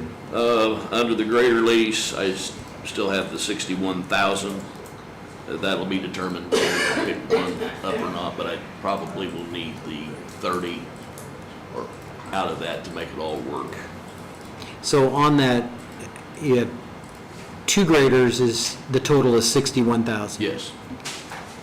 And one is going to be up in 25, so you'll be down to No, one. both are up in 20. Both are up in 25? Okay. Yes. But you want to keep one, I want to keep one. yeah.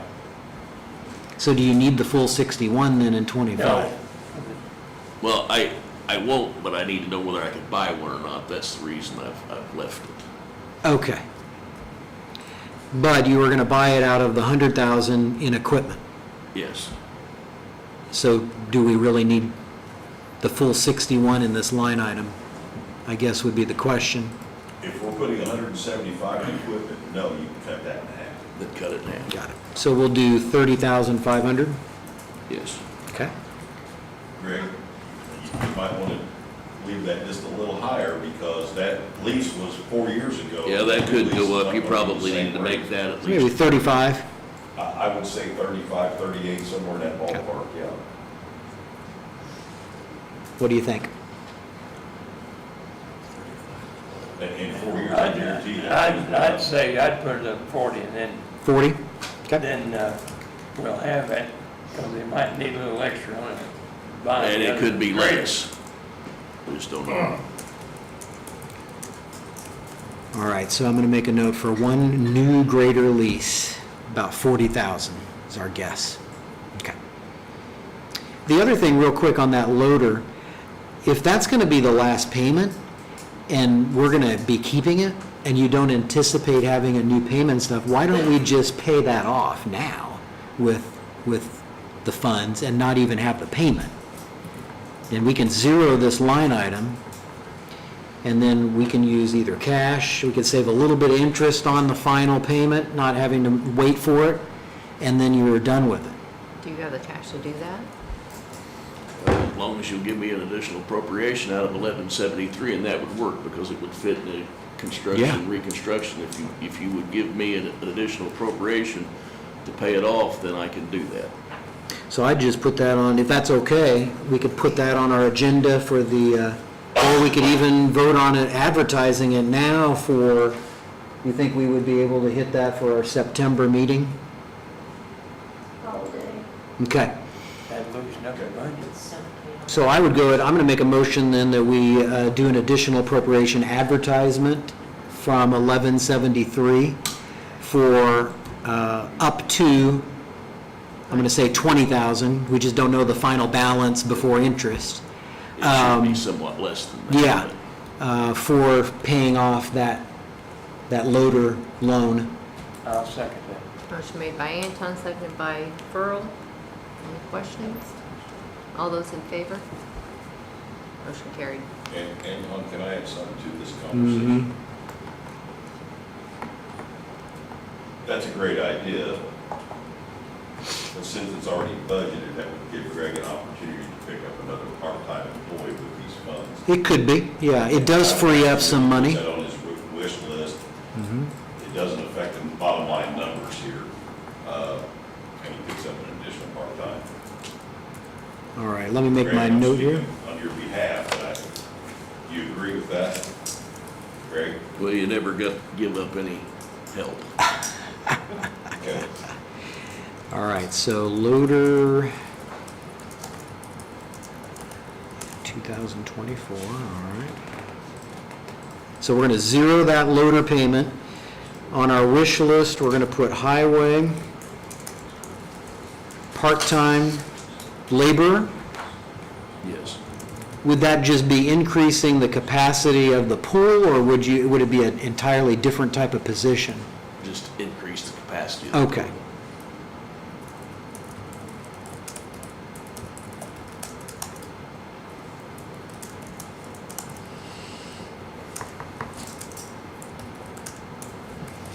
And then Okay. I've got lastly, out of 1176, the truck lease for the two Kenworth is 66,000.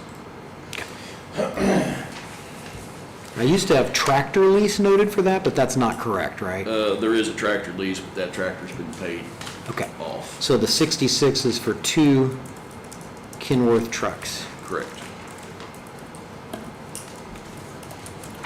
All right. Tandems. I've got a grand total of 3,231,319. All right.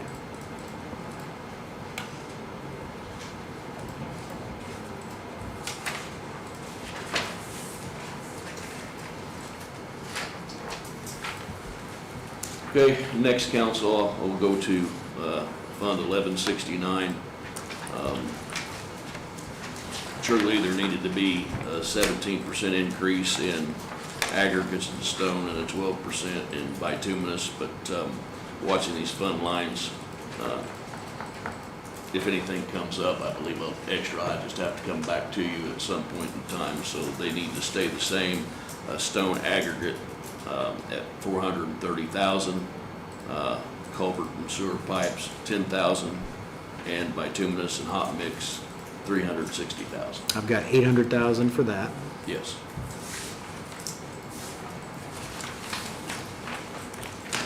And then the Cume Bridge, 1135, although we've kept the line items to have an employee out of this fund, we've tried it and it didn't work. We'll leave it as it is, but I'm not gonna ask her anything in regard for an employee out of bridge, culvert pipes. I'll ask, asking for 100,000, and on the bridges, 312,427.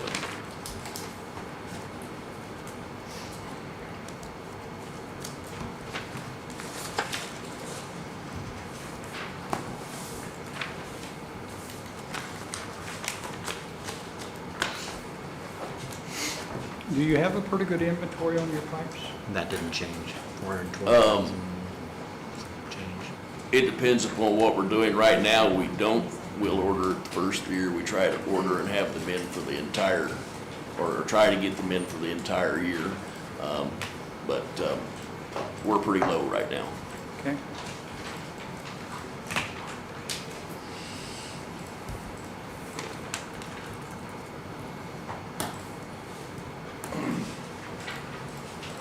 Yeah, we all match, so. The only other thing, council, that I want to bring up, and I need to bring up Bridge 15. We'll be applying for a federal grant in October. And I still need to meet with Burl and Nick about this, but it's kind of a lot of moving parts. Our portion of that will be $500,000 to build that bridge. It's $3.2 million. It's a 198-foot structure. It's historical, so it can't be taken down. We have to acquire property beside it, and that's the estimate. 1173, I think, will generate the money, or at least a good portion of the money, to have to pay our part. We don't budget out of 1173, or haven't typically, but can we add a fund line, Bridge 15, and budget X amount every year into that, so we have our part of that money at the end of the process? Yeah, like earmark it. Earmark it for that and say, you know, this is it, because we'll apply for this in October, and then we're going to have to say we can come up with these funds, and this is how we're going to do it. So couldn't we create a separate fund for Bridge 15? Yes. And then do a line item? You're saying out of cumulative bridge, No, I would want to do it out of 1173. or out of 1173, and then basically just every year? Yeah, put into it, just don't spend it. Yeah, I mean, you could, right? We'd need an ordinance for that? Probably just a resolution, but yes.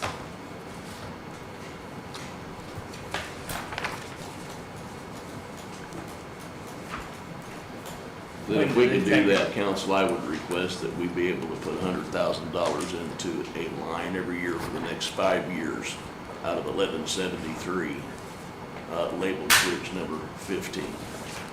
When do you think it'd be complete?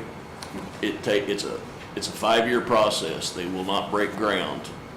If they give us, we will know this year, or we'll apply in October. We should know in January whether we get the grant, but Ran line. it takes a process, and really they're telling me it will be 5 years before there's a bridge in place. And then, a 198-foot bridge, after they break ground, I could say it would take 7 to 12 months.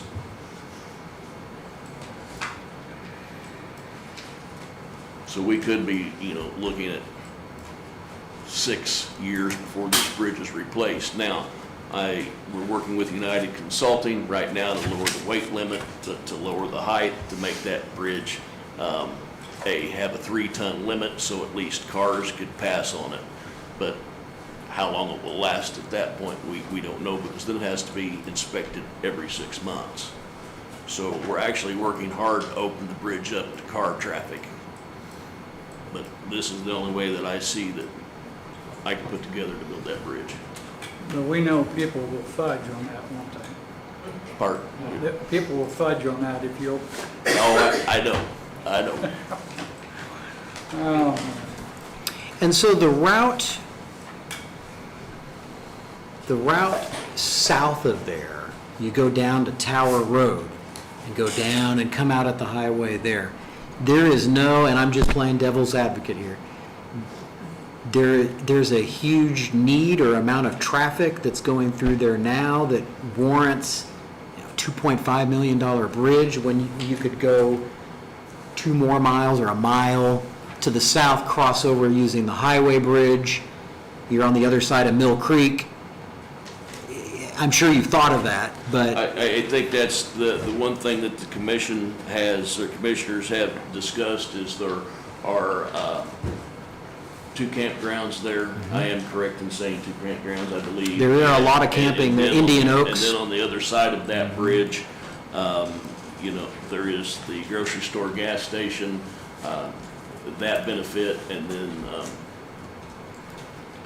the other thing is, emergency services, fire. I mean, EMS is gonna come from the south, but fire into those areas. Cataract would come from the I would west. say Cataract, Cloverdale, who would Cloverdale. come from that direction, and that would save a lot of time. I'm just curious. And not only that bridge south of that has already been lowered on its load limit. Yeah, and that would be cheaper to replace or upgrade if, as an alternative. We talked about it. Okay. I just want to make sure we ask the question, because it's a lot of money, It is. a lot of money.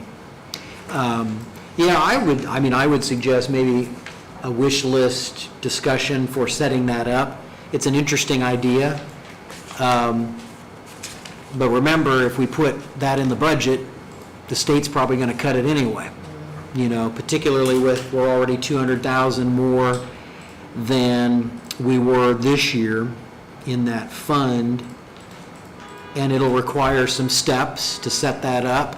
So it might be something worth following up on instead of just putting a line item in it now, if that's okay. I just have to start somewhere. Yes, I'd ask the I question. think it's an interesting idea, and kind of space that out over time makes it much more manageable. And then when time comes to pull the trigger, you got a pot of money ready to go. So, Thank you, Council.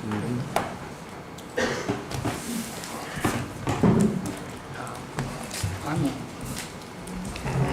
12, but you're not more. You know, I got here at 6 o'clock this morning. You want anything next? Jack.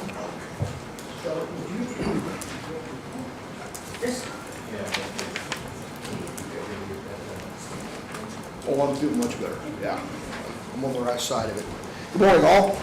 Good morning. hello, Shelley and Jack, how are you? Morning, gentlemen, ladies. Good. So I guess Shelley needs no introduction. Everybody knows Shelley? Okay.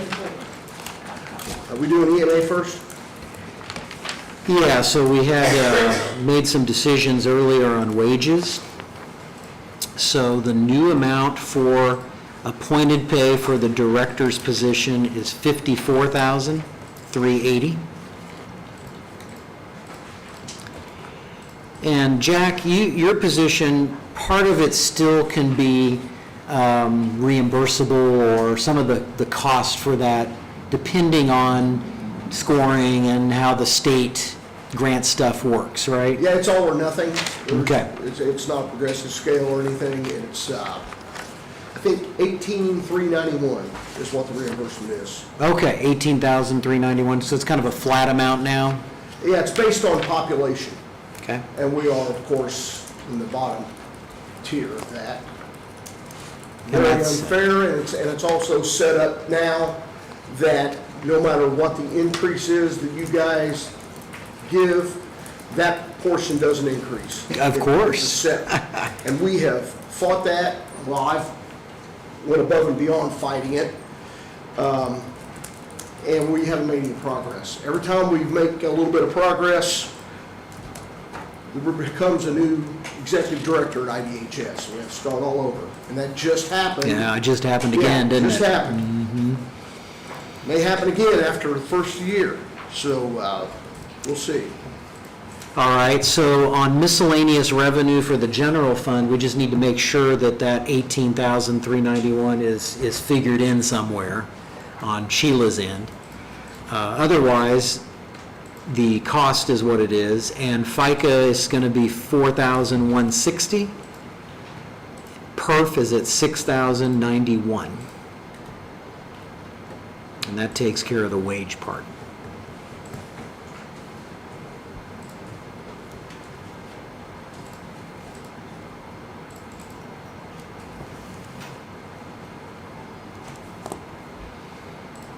And the rest of it doesn't look like huge changes, but just Very minor. minor. Very minor changes. So, for those that don't know, Jack has been working very hard on the outdoor emergency warning system. We have a committee set up. It's been going very smoothly. We talked in those discussions about the cost for maintenance of the system, and that maybe there might need to be some adjustments there. Has there been any more detail that you've been able to get on that, as far as the trend or where that might be heading? And if we need to up anything on this budget for that? Yeah, well, that's twofold. I'll attack that through the repair of equipment. You increased that last year to $5,000, and then there was an additional appropriation for me by additional stuff, parts for sirens. Right. And that order has been placed, but I think with the additional appropriation and getting parts on the shelf, this $5,000 will be sufficient. Okay. So I feel pretty comfortable with that. And then jump down to 34200 at the very bottom, and that's the maintenance agreement for 12 sirens that we currently have that are aging. This price does not include the 5 new sirens. Okay. Those 5 new sirens will be under warranty until about June. So I did not include those in this upcoming budget because the warranty, the company that covers the sirens under warranty and the company that we are under the service agreement with are 2 different companies. And I feel pretty confident that a new siren is going to be able to get through 6 months without any service agreement. Okay. It should. We've got a problem if not. So I did not include those prices, those sirens in the 25 budget. It cooks out to just about $500 per siren per year.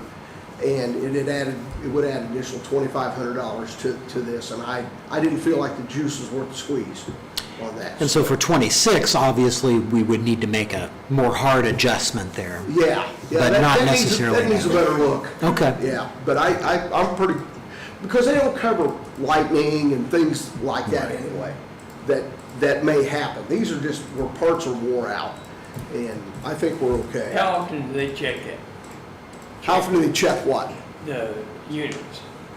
They are silently tested every Monday, and we get an email of the results of those tests. No, I mean, do the people come to check them? No, there's really no need for that when we. But if it don't work, well, they'll come for this kind of money here. Yeah, I see. if we get an indication, and we have a indication of a problem at Cataract right now. A couple months ago, requested that a siren driver be installed there under the maintenance agreement, and then they have to get it scheduled. And first of all, they have to order the part, which that's what that $5,000 is going to do. It's going to take that component out of it. We'll have that part on hand, probably, in the future. And then after they get the part, they have to schedule a lift. They rent a lift because the part that's bad at Cataract is, 60 feet in the air. So they'll schedule that. So it takes a little while for some of these parts to get replaced, but the siren is working at 75% of its capacity right now. It's not dead. It's still working. It's not at 100%. So, but did that answer your question, Verl? Yeah. Okay. On the printing, has that got to do with the Toshiba contract too, or is that something else? Yeah, I had that way before the county signed up with this, and yeah, I've always paid that out of my budget. If somebody else is willing to take that on, And that's I'm been in good. the equipment service agreement line, is that where that's been taken? that would be under printing, Under printing? Yeah, yes. it's under printing. But that's exactly where that goes. I pay a Okay. Toshiba invoice with that money.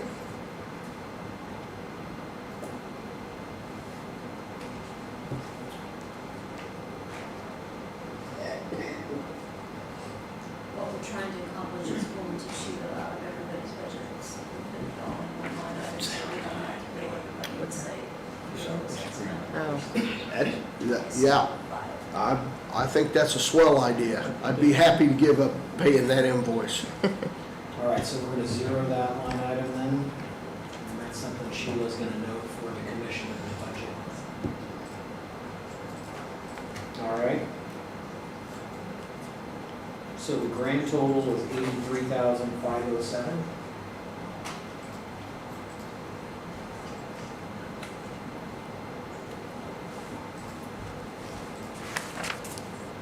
And then we have Fund 1152. And it doesn't look like that changed either. No, we usually don't spend this money. Why we come before you guys to get this approved is to avoid the appropriation process and be able to speed up paying invoices. I did run this through the LEPC at the last LEPC meeting, and it was approved, and yeah, it's just, and if we don't spend any of it, it stays in the account. It's just kind of to help us out if we have to pay an invoice.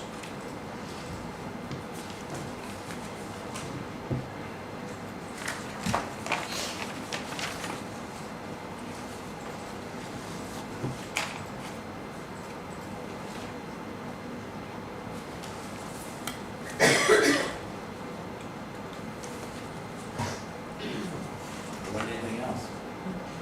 We're done? oh, We're good. Thanks, Thank y'all very much. Thank you. Has everyone got their windows rolled up?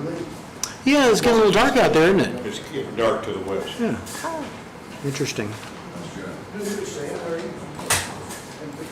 are we gonna fit you in? Yeah. Hello, Chris. Oh, hello, How are you? If I was any better, I couldn't stand it. 7 minutes. Well, all I have to do is just say it looks good, let's go. That's how you solve that time frame issue.